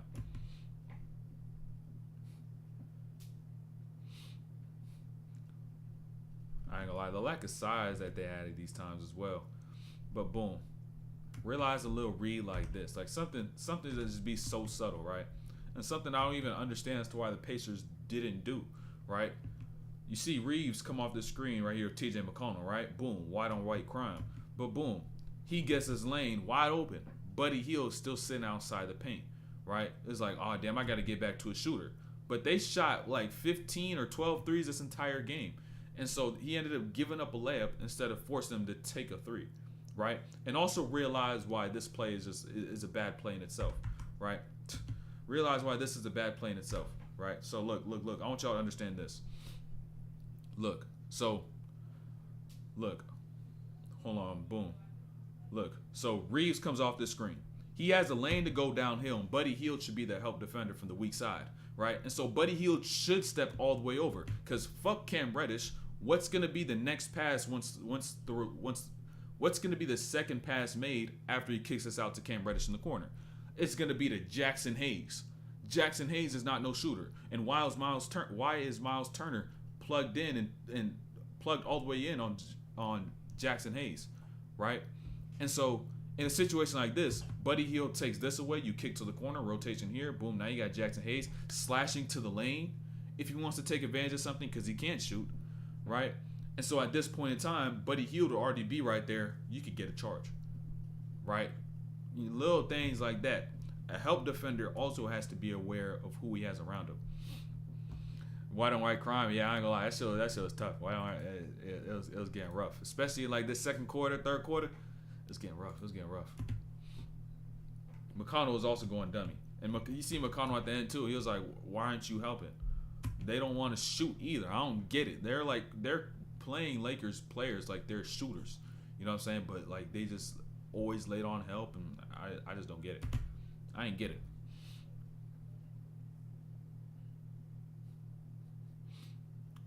I ain't gonna lie, that shit is bully. Oh my gosh, he's bullying. It's sad, bro. It was bullying, dog. Oh my gosh, it was damn. It was bad to see. It was rough to see, right? It was rough to see. Even though Neesmith is a primary defender on Braun and like he was on Giannis, the size discrepancy is still there. It doesn't matter, right? And so you see this Braun get down here, just bully balls. Just go literally from the three-point line down into the paint and then hit him with a drop step at the end of that as well. Pump fake Miles Turner gets him out the air. And he misses that. And then he gets his own rebound, puts it right back up. Miles Turner in foul trouble. Now Braun's going crazy. Braun going dummy. But look, this is something all y'all as players also need to understand the course of the game. Look at this, right? You see Braun beating on his chest like he King Kong, right?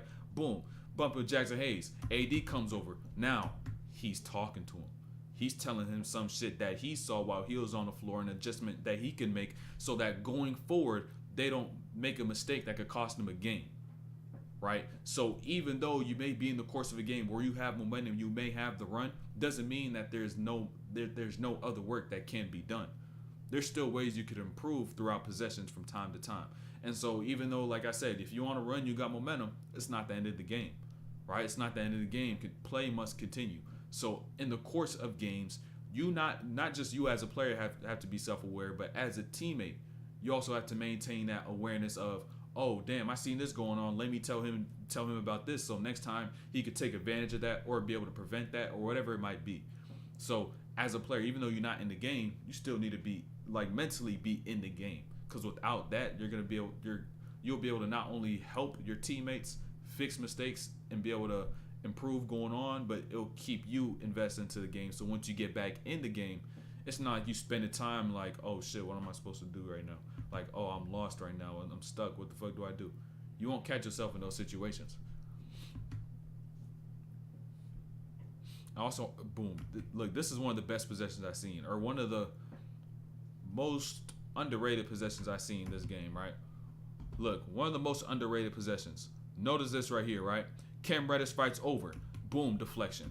Now, Buddy Hield loses the rock. Now, pass there to Miles Turner. Boom, deflection. He catches loosely. Now, he goes up and isn't able to get a grasp on the ball. That's the power of deflections. Like, do y'all understand, like, how important deflections could be and how influential and how they could change the entire course and the result of a possession?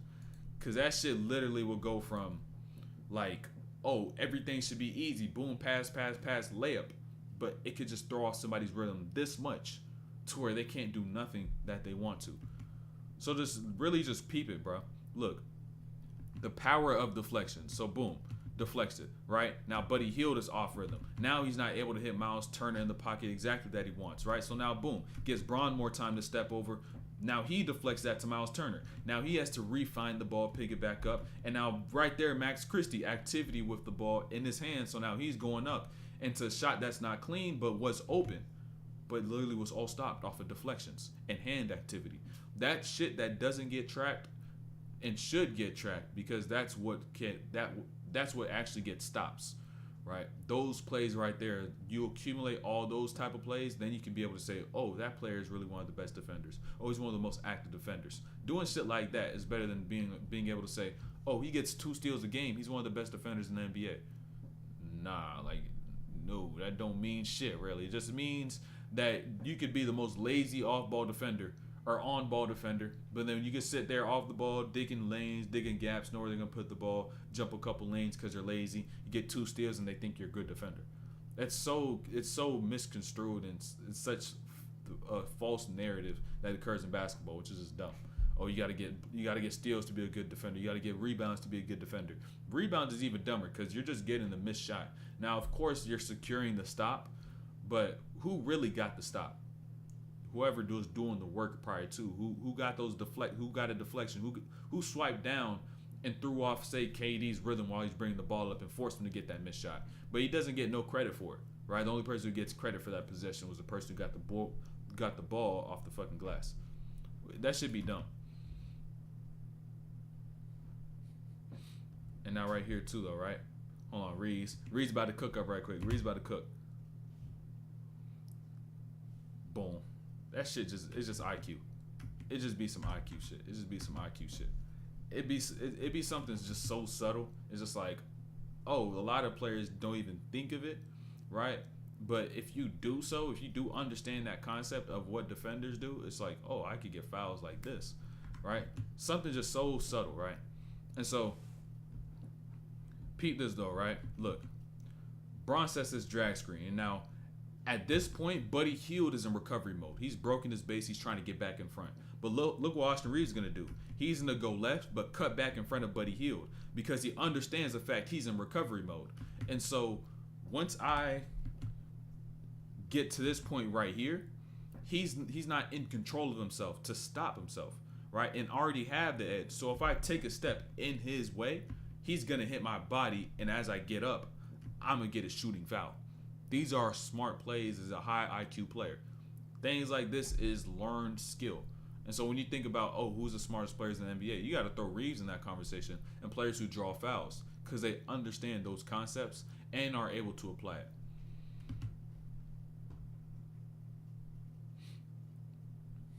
And hold on. I want y'all to peep this though, right? AD right here. Something about for y'all guards, really, right? So Bruce Brown, right? Catches. Pump fakes, knows that he has a shot blocker right there, and knows that he doesn't bite on the shot block, right? He doesn't bite on that pump fake. So now what does he decide to do? Go up after the fact. I don't get why players do that at times. Like, they pump fake, they don't get him to bite, then they go up.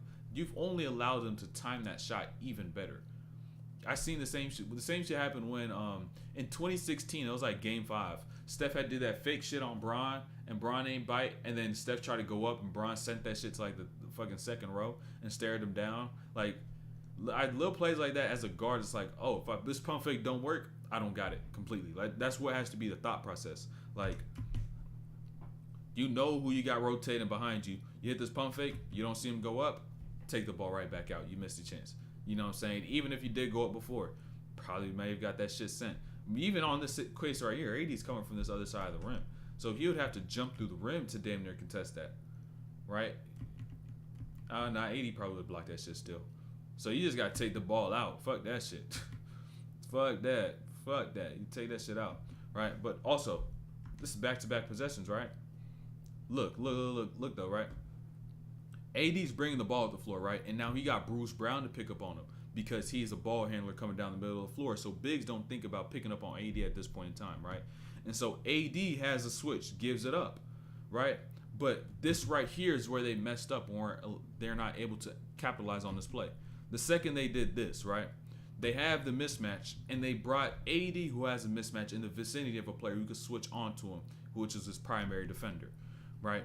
So in a situation like this is how you got to space the floor and operate. Look, right? So now D'Lo on the catch. Understand, Bruce Brown on AD. We got to clear this out and prevent the ability to switch off the ball entirely, right? And so instead of running the set as to what you planned on running, tell Vando to get to the corner, right? So he could lead lead Miles Turner away from the play, right? Somebody who's of size and could try to guard him, right? So that leaves AD here isolated here on this elbow with Miles Turner still on the corner over helping. So now it really forces Bruce Brown to guard AD. And if they do try to say switch that, in that case, it's going to be much tougher because the distance they have to cover. So just times like that, right? You just got to, it's about the recognition and awareness of time and place. It's like, oh shit, we got to switch. Now we got to space the floor the right way, prevent the off-ball switch. Because they really blew it up at this point. Now AD is like, damn, we're right here. Now you got to actually run your set instead of being able to take advantage of that. Bruce Brown forgot he's a guard. I ain't gonna lie. After Denver, I might have forgot my damn self. All this shit he was doing, it was like when Jokic was on the floor, he was really the 5. Like offensively, he was the 5, bro. Cut in, floaters, all this little shit. But ultimately, this is a shot they ended up getting on the same possession, right? You know, you decide to run your set instead of taking advantage of what's there, you don't get the best shot. Peep this though, right? Peep this by D-Lo. Hold on. Peep this by D-Lo. Look, not that. Look.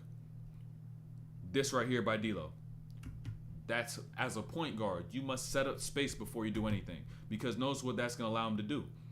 It's going to allow him to have the ability to reject the screen and not have to worry about help defender. Because Rui Hachimura has now left with Obi Toppin. So now Mathurin jumps that. He has room to reject. Miles Turner on the opposite side. So now he's going downhill with just Brandon Mathurin to worry about. Out of position. Behind the back. Gets to stop. Pump fake. In the air. Shot. But guess what? Came up a little short. And I ain't gonna lie, sometimes players be cooking a lot of shit up, but at the end of the day, they put all the ingredients together in the bowl or put it all on the stove, but left the stove on a little too long, bro. It should be tough. They left the stove on a little too long. They burnt the shit. Sometimes you just can't capitalize, bro. It is what it is. Happens to the best of us, bro. Pete Rui, though. Foul right there. You seen that shit right there? You seen that? But that's why you play through possessions and play through fouls. I don't know why players do this so much to where they hear a whistle they hear a whistle, right? Hear a foul, and then they just stop playing. It's the dumbest thing to do, right? Because understand this at this point in time, right? Especially with continuation in the game. If you hit somebody's arm and they're in stride, why would you stop after you hear the whistle? You got to break that habit. It's probably one of the worst habits in the game, right? Continue to play. Because had Hachimura just stopped after he heard that whistle, would have been an easy and one, right? And even in a situation like this, right? Say you can't block the shot. Why not foul him again? Why not foul him twice? Because you really can't foul him twice. You already fouled him once. Not saying, oh, do some crazy shit, knock him down the floor, boom, hit him with the fucking flying Superman punch on some Draymond Green shit, right? Just prevent him from being able to finish that shot. You know what I'm saying? Tyrese Haliburton, like, damn, like, it should have been an and one, but he ended up blocking that shit. Everybody be stopping on possessions. That shit's crazy, too. It's just wild, though. And also, this play. I don't think some of y'all understand.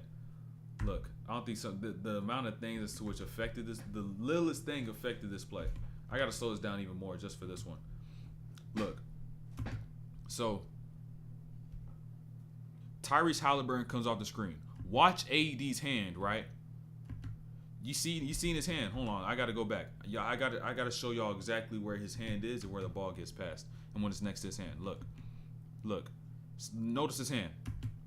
You see how close his hand is to touching the ball, right? This is gonna set up Miles Turner for not catching the ball because look, the ball ends up getting behind Miles Turner, right? And that's all because AD had active hands. So the reason why the ball even ended up behind Miles Turner is because if he threw that ball any more forward, it would have hit AD's hand and been an immediate steal, right? But AD's only left a gap that'll now put the ball behind Miles Turner, right? So now he's rolling and he's not able to catch that. It's not in the best of positions. So that's a stop. That really is AD. That should be a steal for AD, but it goes to Vando. But that's some shit that just doesn't get tracked in basketball entirely, which should, right? Them little plays right there. Oh, he discouraged this pass from happening, which now led him to throwing this pass, which was a bad pass. And now since he did that, oh, now boom, he's able to get He's not able to get the fucking steal. Somebody else gets a steal, or somebody else may get a rebound or some shit like that. Them little plays right there be the most important. Them shits be the most important, dog.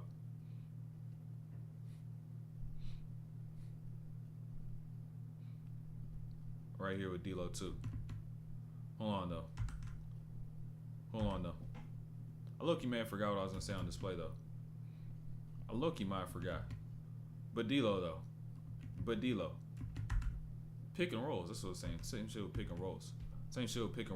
Right? Understand Miles Turner in the situation now, right? You saw all the buckets they got in the pick and roll, not with just D'Lo, but also with Bron as well, right?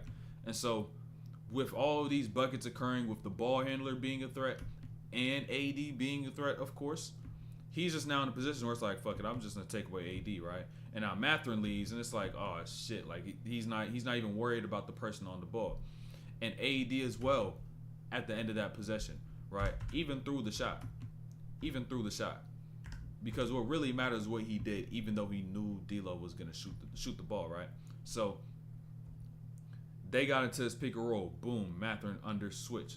Now he goes over, and now at this point in time, you see D'Lo begin to get into his bag, get into his size up. And AD continues his role despite not having a passing angle, because that puts him in position down low for an offensive rebound, right? Which is why he was able to hound the glass the entire game. Situations where they got a pick and roll, the ball handler got a shot, but he continued that role, got behind and underneath the defense, so he's in position to make the refs call a foul.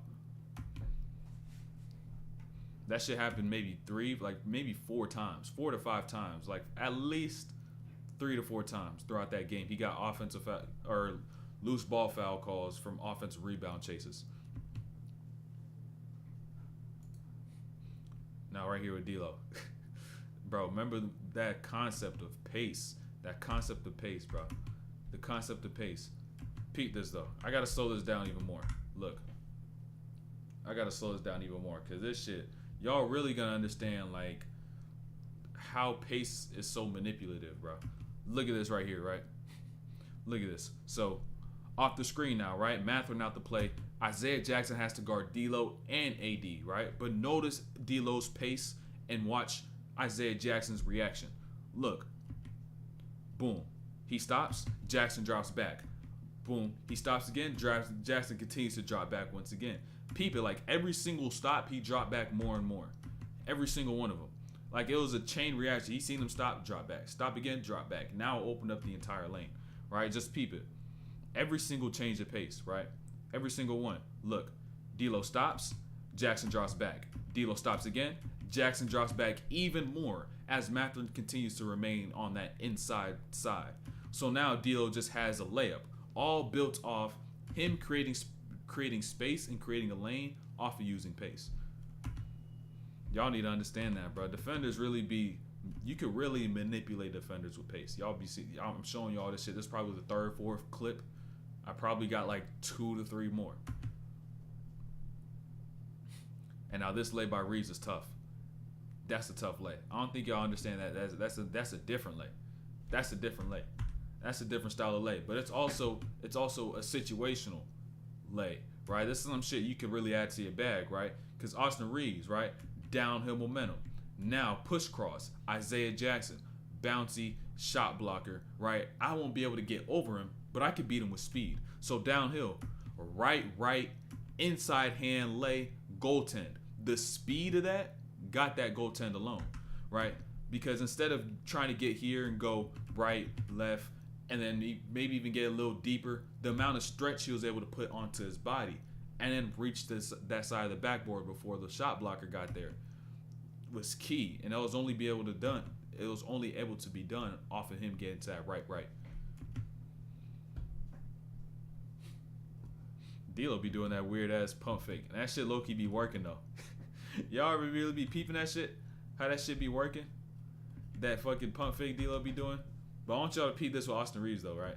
The little thing right here, Austin Reaves, right? That little weird ass pump fake. But look, this is probably one of the most lethal footworks you can have as a catch and shoot player, right? Because look, that right there, that lift up by Austin Reaves, you know how much you could do off that shit right there? He could go into a right, left shot. He could go into a left-right plant shot, or he could be able to left-right jab shot, or he could be able to do exactly this right here, which is while he's in the air, just simply read your closeout defender to where he's closing out hard, I rip and attack. Now, boom, I'm able to get into space. Boom, stop, pump fake, right there, shot. That lift footwork, though, is vital. You need it, right? Because I showed y'all so much shit that y'all could do off this one footwork alone, right? You're able to do 4 different things just off that lift, right? That's just 4 basic stuff. Or you could jab and go the other way, you know? Like, there's so much shit, but that lift, that gives you that time to read. That lift gives you that time to read. So if you don't really work on those lift footworks to where you kind of hop in there for a second, you need that. Poole not like that. That's facts, bro. That's facts. You know what Jordan Poole would do? Catch, rip. You know, you probably might have seen that shit, that clip I posted. I caught that shit. Defender was all the way in the goddamn paint. He had said, "Oh, catch, rip through." I'm like, bro, you was wide open. What the fuck is you doing? You be tripping. Reaves with that speed finish, and then another high level finish. Another high level finish, bro. Look, it's the finish. It's not necessarily even the read in itself, right? It's more so the finish. Also, Isaiah Jackson. Oh, actually, the read is important too, right? Because look, understand, AD screening for Austin Reaves off the ball. Isaiah Jackson is now even with AD in anticipation of what they're gonna do after this handoff, right? So Reaves recognizes this and then cuts the play, right? Because he sees a gap to be made for himself. Y'all need to do the same shit for yourself in games instead of being a robot and just run through plays the whole time, right? So at this point, this finish is high level, right? Understand what Reaves is about to do. Look, off the right foot, and he's jumping middle just so that he can buy himself more space to get left and extend that ball out and get that leg. So instead of the big being able to take up space to that left, he now has to he's forcing that big to try and jump through his body to block that shot. All off that extension. Poole averaging 28 all-time bad take. Now, it's not an all-time bad take. All Jordan Poole needs to do is watch a few of my videos, just hit my line, and boom, 28 again. Ain't no problem. It's not a bad take. It's a one decision away. It's like 10. It's just like a text and a follow away.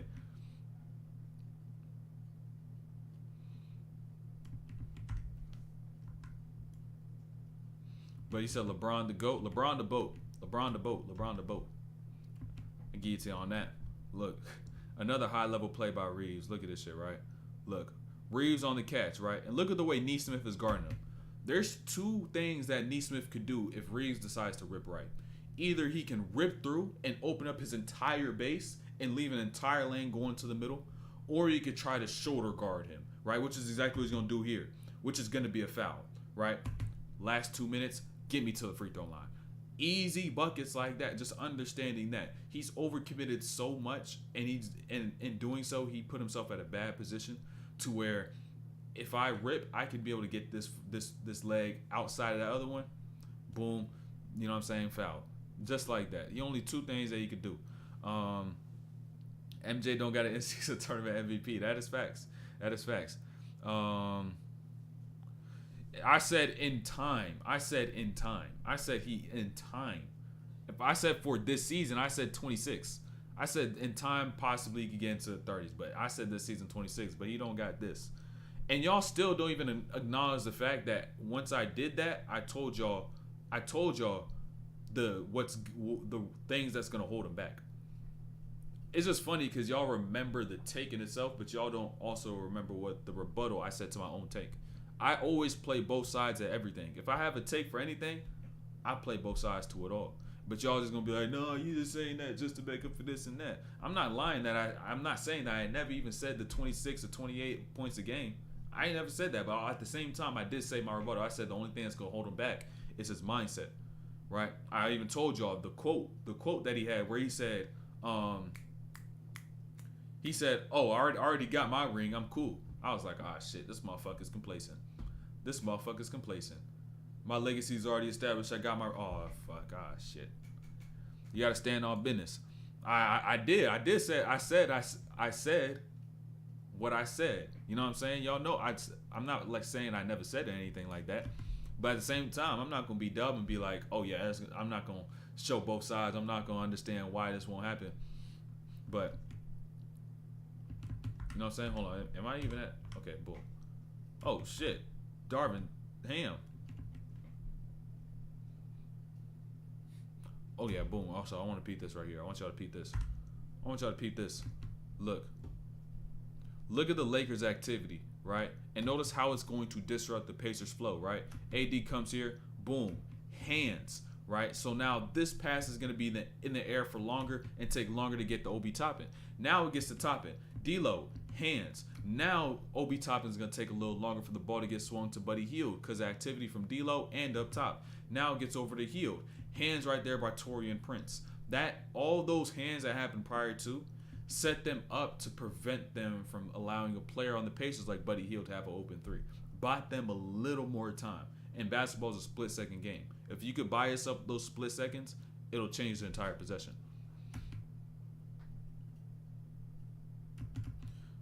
I said future.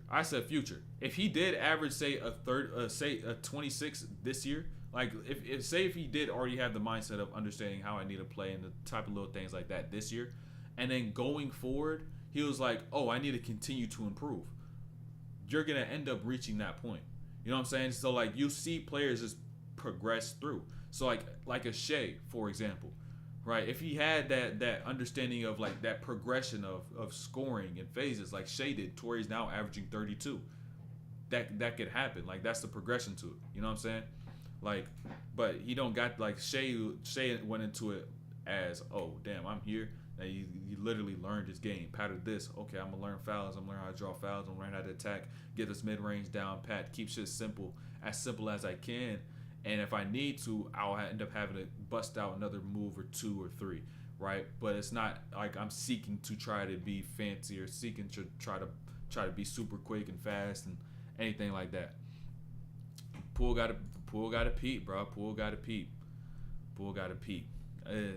We'll see though. I don't know if it's gonna happen. If it happens, I can just tell you the scoring average is gonna go up. And look right here though, right? Look right here. Let me pull this other side. I don't know. I forgot to move it back. But look, this right here is another key play. This is another important play, right? D'Lo passed to AD, right? You know he's gonna get double teamed. Miles Turner was not guarding him this game. So boom, Buddy Hield, right? Stunning, right? Let's wait. Puts the ball down. Now the double team goes. Rotation happens to the pass over. Hield leaves. Throw it right back to AD. And now he don't got no double team because they still worried about the matchup on his weak side. So now AD gets the rock, puts the ball down, and that's when the double team goes again. And he makes a move that takes him right and leaves more room back left so he could be able to spin. And now, boom, get to that float. Strategic attacks. Man, come on, man. That's tough.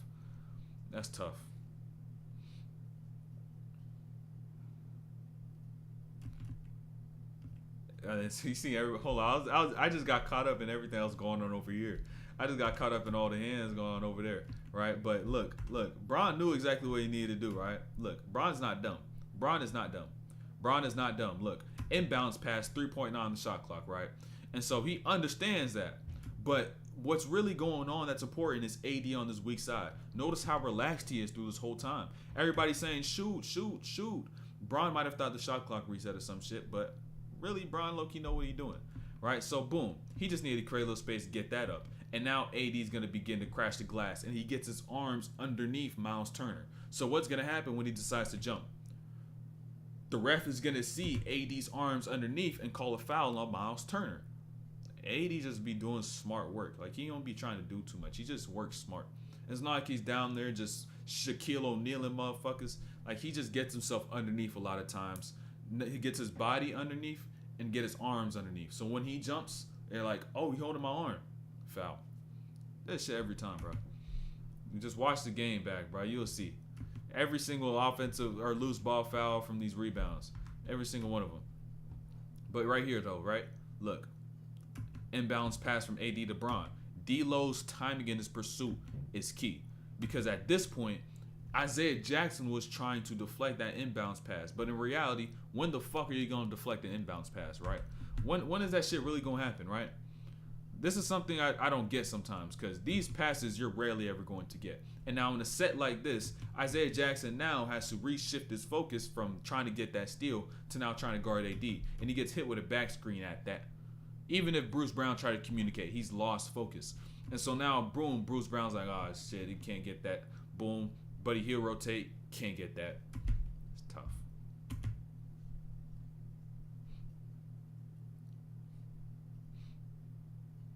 Right here with Bruce Brown though.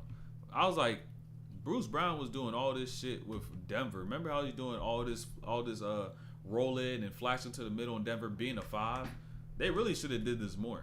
Honestly. Like I was thinking about it, I was like, wait, you got Bruce Brown. He loves to get these short rolls and has this floater, right?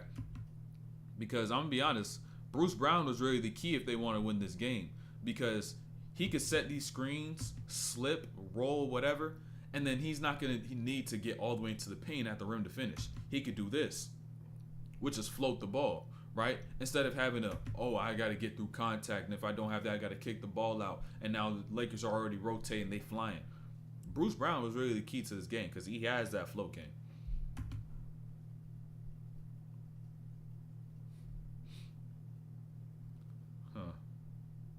This right here by AD.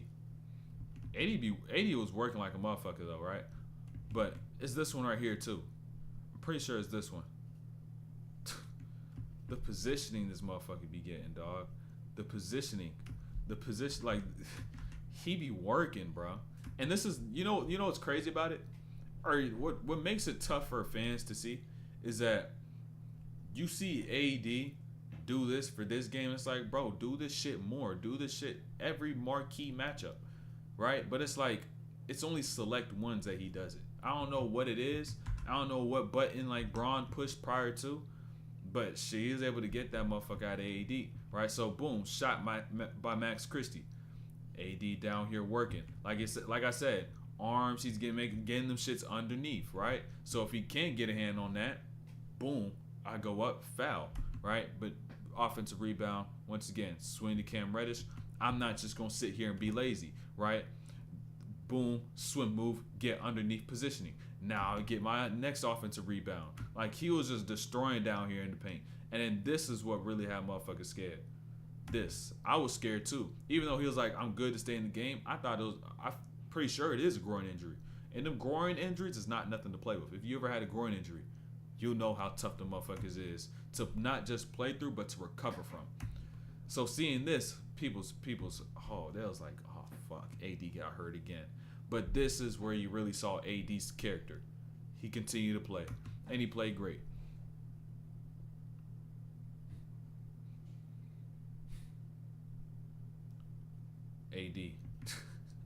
AD, bro. AD. That was off of Jackson too, but just peep the intent of a lot of his roles and stuff. Like, just understand, bro. Like, he's gonna set this role.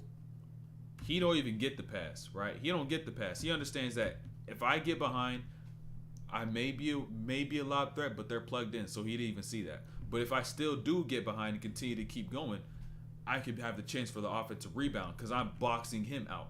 So at this point in time, he's the one who has positioning down low. And they made a bad call, said it was out on the Lakers. Little shits like that. Like that motherfucker was crashing the glass. And it's all intentful. He's really taking advantage of defensive players who decide to relax, right? Instead of a defensive player who's always active the entire time, because that's really habit. It's kind of like players who guard Steph off the ball. He gives it up, you relax for a second. It's like, oh shit, I got to get back, right? It's like that in a sense, to where somebody sees the pass get thrown and they forget about keeping the person they're guarding down low keeping the person that they're guarding down low on the outside of them in the rim. Pete Braun though, hold on. You got to see the shot. You got to see the shot first too. Look, shot by Bruce Brown. Pete Buddy Hield, right? Kind of backpedaling on defense, and now notice what Braun's about to do. Building up for full steam. You think the Pacers play fast? Lakers ready to run just right with them, right? Because Buddy Hield decided to pick up 5-6 feet in front of the free throw line or 3-point line. because he wasn't back all the way on defense. So now, boom, Bron gets right past layup. You know what I'm saying? You think the Pacers play fast, Bron ready to do the same shit, right? And they ready to get back on defense.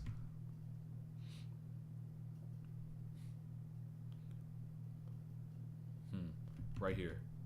Max Christie, though. He's really the key to this play. Hold on, though. There's a couple things to peep, right? This is really had Lakers fans scared. You see AD hobbling like he goddamn 65 trying to play outside basketball again, right? But look at Max Christie, right? This cut.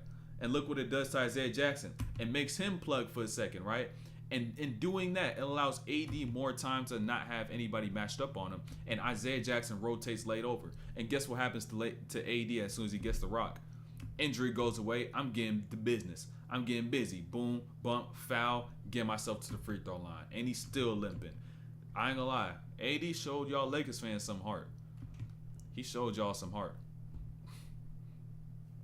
And I ain't gonna lie, he probably gonna be out on Tuesday as well. He probably gonna be out on Tuesday at that. And also this too, look. This too. Pete Bron, look, he missed this dunk, right? He missed this dunk. But I don't think a lot of y'all peep what Bron does to be able to actually dunk on people. And why he doesn't get blocked when he tries to dunk on somebody. Look, I don't think y'all understand. I gotta slow this down even more. I'm sorry. I gotta leak this. Usually it's like, oh damn, I gotta gatekeep this, but it has to get leaked. I'm sorry. Look. Hold on, Pete though. The reason why Bron doesn't get blocked on his dunks is look at this off arm. A lot of people decide to go up and put that arm into somebody's body. Bron puts that arm and hits somebody else's arm. So now you can't block that, and he's just going over the top of you.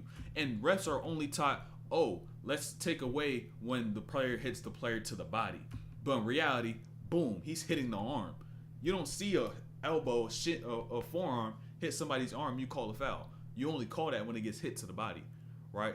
And so Bron does that shit every time. So now it's just a clean look up top for a boom, get up here and dunk it, but he loses the ball, as you can see right there. He do that shit every time, bro. I don't know if y'all peep it, but I was like, well, how come Bron don't get blocked? Like, how the hell? Like, if I went up, I would go. I'll leave this arm back, right? Because a lot of people, you gotta swing and extend, right? But Bron is able to just get up so high to where he could swing, extend, and bring this right here, which is the thing about it too. Like I was thinking about that shit just now too. Like I literally just thought about that. You said don't leak it. I ain't gonna lie, bro. The thing is like some of my shit be going viral. So will it get to a point where they're like, oh, is this gonna be an offensive foul or some shit like that? Like, cause he do this shit. Boom, get out my way. Damn. So it's like that nigga was getting clean blocks. Like he be getting clean looks to dunk on somebody. But yeah, that's kind of crazy though. I just peeked that. I was like, bro, it's only because if y'all like dunked before, right? Or tried dunking, you know it's tough just to get one up there. And it's tough to go dunk two hands even more, right? And so it's almost like you're trying to get up and over somebody and dunking with two hands, right? By trying to bring that other arm up, because you usually use it to swing, right? And then kind of leave it back so you could fully extend up. But Bron is already getting up so goddamn high that it's like, I can just bring that up there, you know what I'm saying? I take that out the way. I may not get as high, but I'm taking that arm away, so now it doesn't matter. Broly, hey, the thing is though, it's only for a select few. It's not like everybody gonna be in this motherfucker just dunking on everybody. It's only gonna be for the people who got bounce. It's only the people who got bounce who gonna start doing that shit.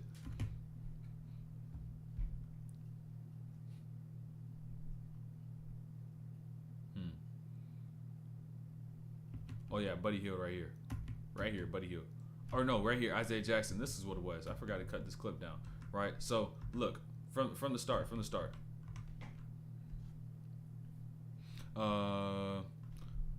Does most casuals miss it? Yeah, that's the thing. Like a lot of shit just goes so fast, and once you slow it down, it's like you could see everything once you slow it down. And a lot of people get shit twisted. They're like, oh, why you watch film? What's the point of film? If you're slowing it down, you can't do it that speed in the game. You slow it down so you could understand it bit by bit to when now you could understand the situation for itself. And then you get into the game, and when it's quick, you already understand what you need to see. and you understand the simplicity of what you need to read, right? So like understanding like foot positioning, like you'll slow down and be like, all right, feet, boom, and now you develop that if and then if not system, to where it's like, all right, if this is here, then I'm gonna do this, and then if it's not there, then I'm gonna do that, right? So like, say if I'm coming off a screen going to my right, I'm looking over to read the help, and then I see somebody's feet, someone's left foot in the paint. I'm like, oh, I can't throw that lob pass because they're ready for that. Let me just throw the skip, right? But if I see both feet out the paint, that means they're 2 steps, they're another 1 or 2 more steps away from being able to take that away. So like little things like that's like, oh, I could just simply see it right there and then, or I could, you know what I'm saying, to where you could only recognize it through film. By the time you get into the game, they could actually make the read. So, but peep this though with Isaiah Jackson. Quick thing about bigs with spacing, right? And so, where is this at? Okay. Actually, as a matter of fact, hold on. I see. Those the spacing was thrown off because they had different perspectives and different outlooks, right? So look at Buddy Hield and Isaiah Jackson. Screen occurs, now pass to Buddy Hield. AD rotates to Buddy Hield, Max Christie on Jackson, right? So now Buddy Hield gives it up and gets it right back. But down here, Isaiah Jackson's thinking, I have the mismatch. Let me get the rock. So Hield's staying here on this block. And now Buddy Hield is going to go.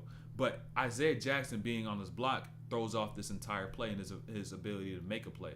Because now at this point, he's going, and the only outlet that he has are a player that's literally right in front of him and allows Max Christie to guard 2 by being in one spot, right? So now Max Christie is able to deflect that. And so that just misunderstanding of who's going to have the attack, somebody just essentially needs to set their foot down and say, oh, I need the space so I can be able to do this or be able to do that, whatever it might be. So in this case, it's like Max Christie easily able to get this. But think if he was on that opposite short corner, right? And also they didn't have too much time on the shot clock. So they low-key messed up their own spacing.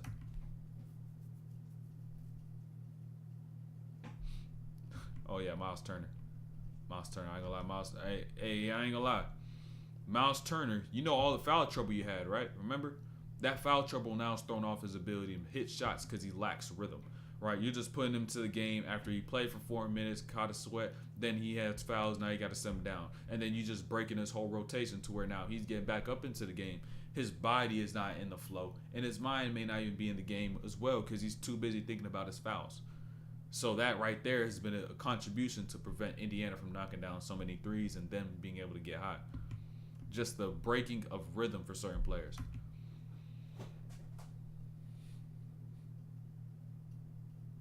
And then this right here. Ah, shit. Look. Understand. Look at Miles Turner. I'm telling you, it's really just about reads, right? It's really just about reads. Look. It's really reads. It's really reads. So, boom. Cam Reddish right here. Haliburton tight on Cam Reddish. Not playing help because he thought he anticipated a screen on a step-up screen just to get that switch on the Haliburton, right? So he's still attached.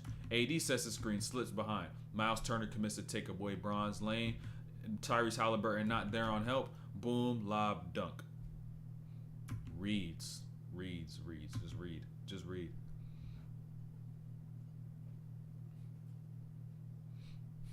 Oh yeah, right here. This play is made by Bron too. Hold on. This is really a Bron assist, but it's not going to count as a Bron assist, right? So look. Screen by LeBron. Swing to AD. Hard dive to the middle. Now he's getting here. And by Bron just simply being there, he's putting pressure on Indiana because he's a threat if he spins out and shows that right hand, right? So Hield has to step over. Skip to Cam Reddish. And now even after not getting that pass in the middle, look what Bron's going to do. Seal off Obi Toppin. So now Hield has a lane, or Reddish has a lane to be able to score right there on Hield, who had to close out.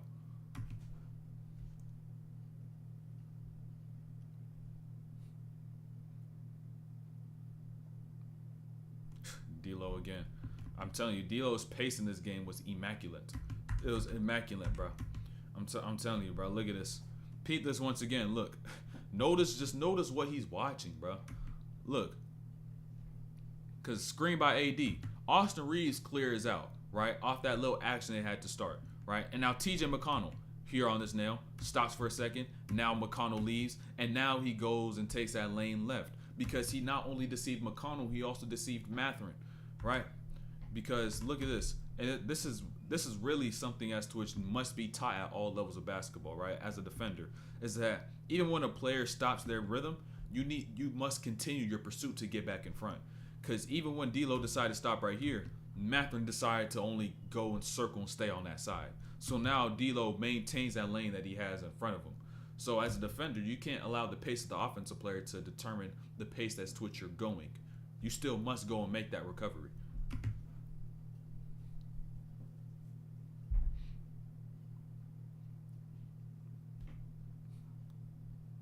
Oh yeah, right here with Miles Turner. This play is even tougher.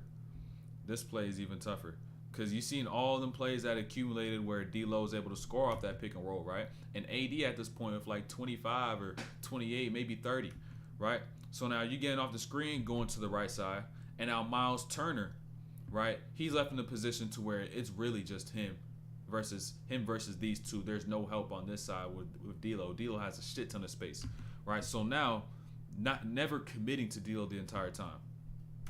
He's just late in the step back because he's so worried about AD already. Now it's boom, D'Lo, midi, step back.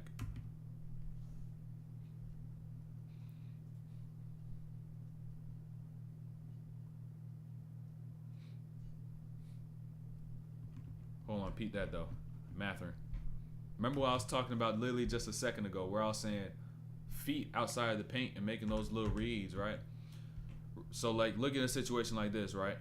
D'Lo now gets blitzed off this screen, right? Doubled. So now ball's in Reddish's hands. His job is now to read this weak side. All right, do I have this lob or do I go to this corner?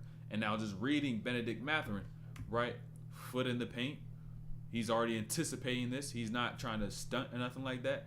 He's sitting there, right? And you try to throw this pass with speed through the lane and throw it low, you're playing exactly to Benedict Mathurin's strengths. Because as a help defender in this situation, AD's advantage is height. His advantage is height, right? So if this ball gets thrown high, right, how well will Benedict Mathurin be able to get that without having to go through AD and be able to get it clean, right? So now at this point, Mathurin's able to steal that just because he threw that ball with speed and he threw it low. Reality though, he should have thrown it to Christie.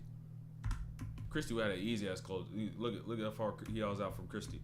Because even Obi Toppin is just only thinking about Bron. Swing this, just dart this straight to Christie. That's a jumper.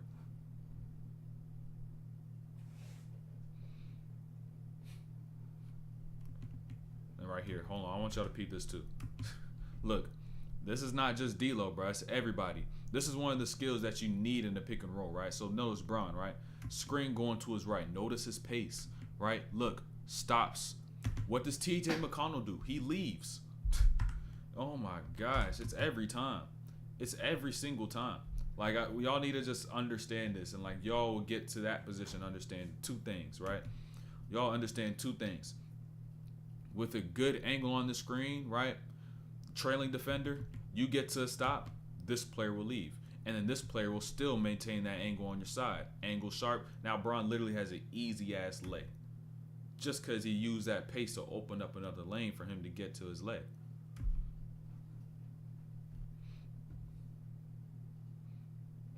Also, I want y'all to peep the spacing of this possession in itself, right? Because look, I think of Miles Turner's perspective, right? I'm gonna show y'all Miles Turner's perspective, right? Look, think like Miles Turner right here, right? Bron with the screen going to his right side. He could show for a second and get back because he not just has help right there from Nesmith. He has help defenders in McConnell, Haliburton, all at this level going to Bron's right. So Bron really doesn't have an angle to be able to go right and attack downhill. So knowing that, Bron's like, oh shit, I don't got that. What's gonna happen next? All right, rescreen. And now what does this do to Miles Turner, right? Bron could go left, and if Miles Turner doesn't step all the way over, Bron has all the room to turn that corner. So now at this point, Miles Turner has to double. He's out of the play. AD now only worried about Haliburton, step through, lay, miss that, get it right back, put back. Little things like that, understanding spacing.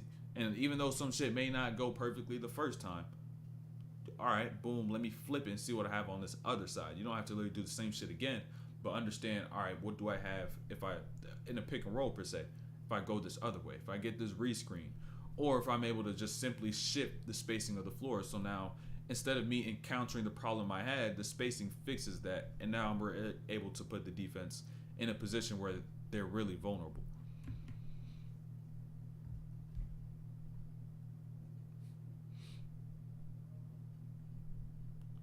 Peep right here. All right, this is the one thing. Look, I ain't gonna lie. I'm gonna be honest. I'm gonna keep it a beam. Look, this is the one thing I hate that Bron does. Right, 4 seconds on the shot clock. Screen comes up from Miles Turner.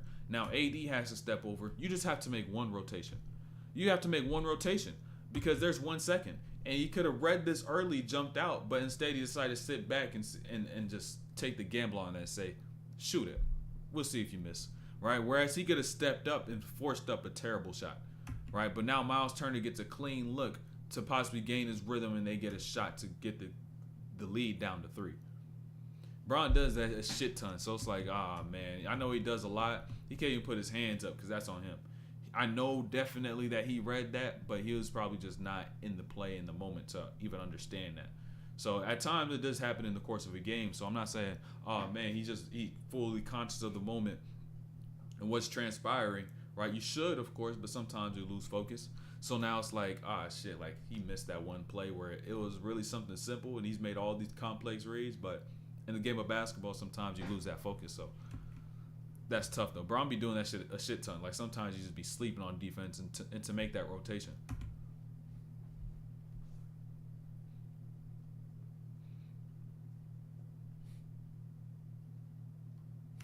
Also peep that though, right? I want y'all to peep the timing. Peep the timing. Look. Miles Turner comes up to set the screen. Haliburton is already moving while Miles Turner is still moving. So guess what's gonna happen? Boom, moving screen, going the other way. You give the foul on Turner, but that is really on Tyrese Haliburton because he went too early, right? As a ball handler, you can't set your screens and set your bigs up for failure by leaving too early, right? You got to allow them to get set and then you go, right? So they could find the body, leave some space, then you could be able to get off, right? But if you go too early, not only will you not face the consequences of your actions, it goes onto your teammate who may be in foul trouble like Miles Turner is right there, and that's a turnover on their books as well. So now everything just goes onto them, even though as a ball handler, it's your fault.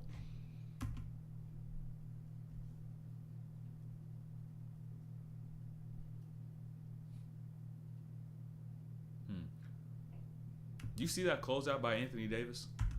You see that closeout by... I ain't gonna lie. I don't know if I've seen a big closeout like that ever. Or like, it's rare. Like, I kid you not, it's rare to like... Out of 100 attempts, out of 100 closeouts, this is like one. Like 1 out of 100. This occurs, bro. Let me go back. Boom. That show's getting loud. But boom, look at this though. Look at this. This is how you know AD was committed. Look at this goddamn closeout. Look. High hands, choppy feet, cuts him off, boom, takes away the dribbles. Bro, I thought he was a guard for a second. I was like, what the hell? And now look at the type of way they're able to end off this possession, right? Buddy Hield, boom, decides to take that step back, settle for that, right? All started from the effort from Anthony Davis on the closeout. You don't see bigs close out like that, bro.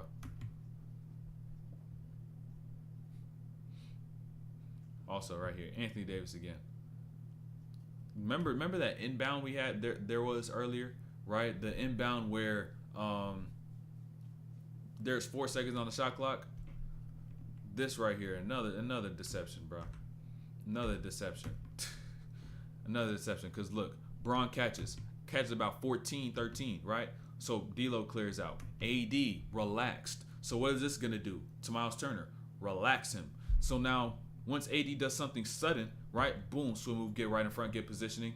Now Miles Turner has to do something quick to try to compensate for his lack of positioning. Now boom, Bron throws that in just to force the foul call. Miles Turner's out the game. AD been doing that shit all game. Or okay, you're gonna see another one. Actually, I don't want to say anything too early. You're gonna see another play where he's using that demeanor to then open up something else. It might even be right here. Yeah, it's right here. It's this play exactly right here. Look at this shit. Look. So, peep right here though, right? Boom. Bron got Buddy Hield onto him, right? AD calling for it, Bron calling for it. But look, Bron catches. They've been sending doubles all night, right? So boom. Now they send this double once they see Bron facing up. So at this point, notice AD. He spun away, relax. Then he spun out to then go and cut. That timing, that pace, that rhythm, got everything.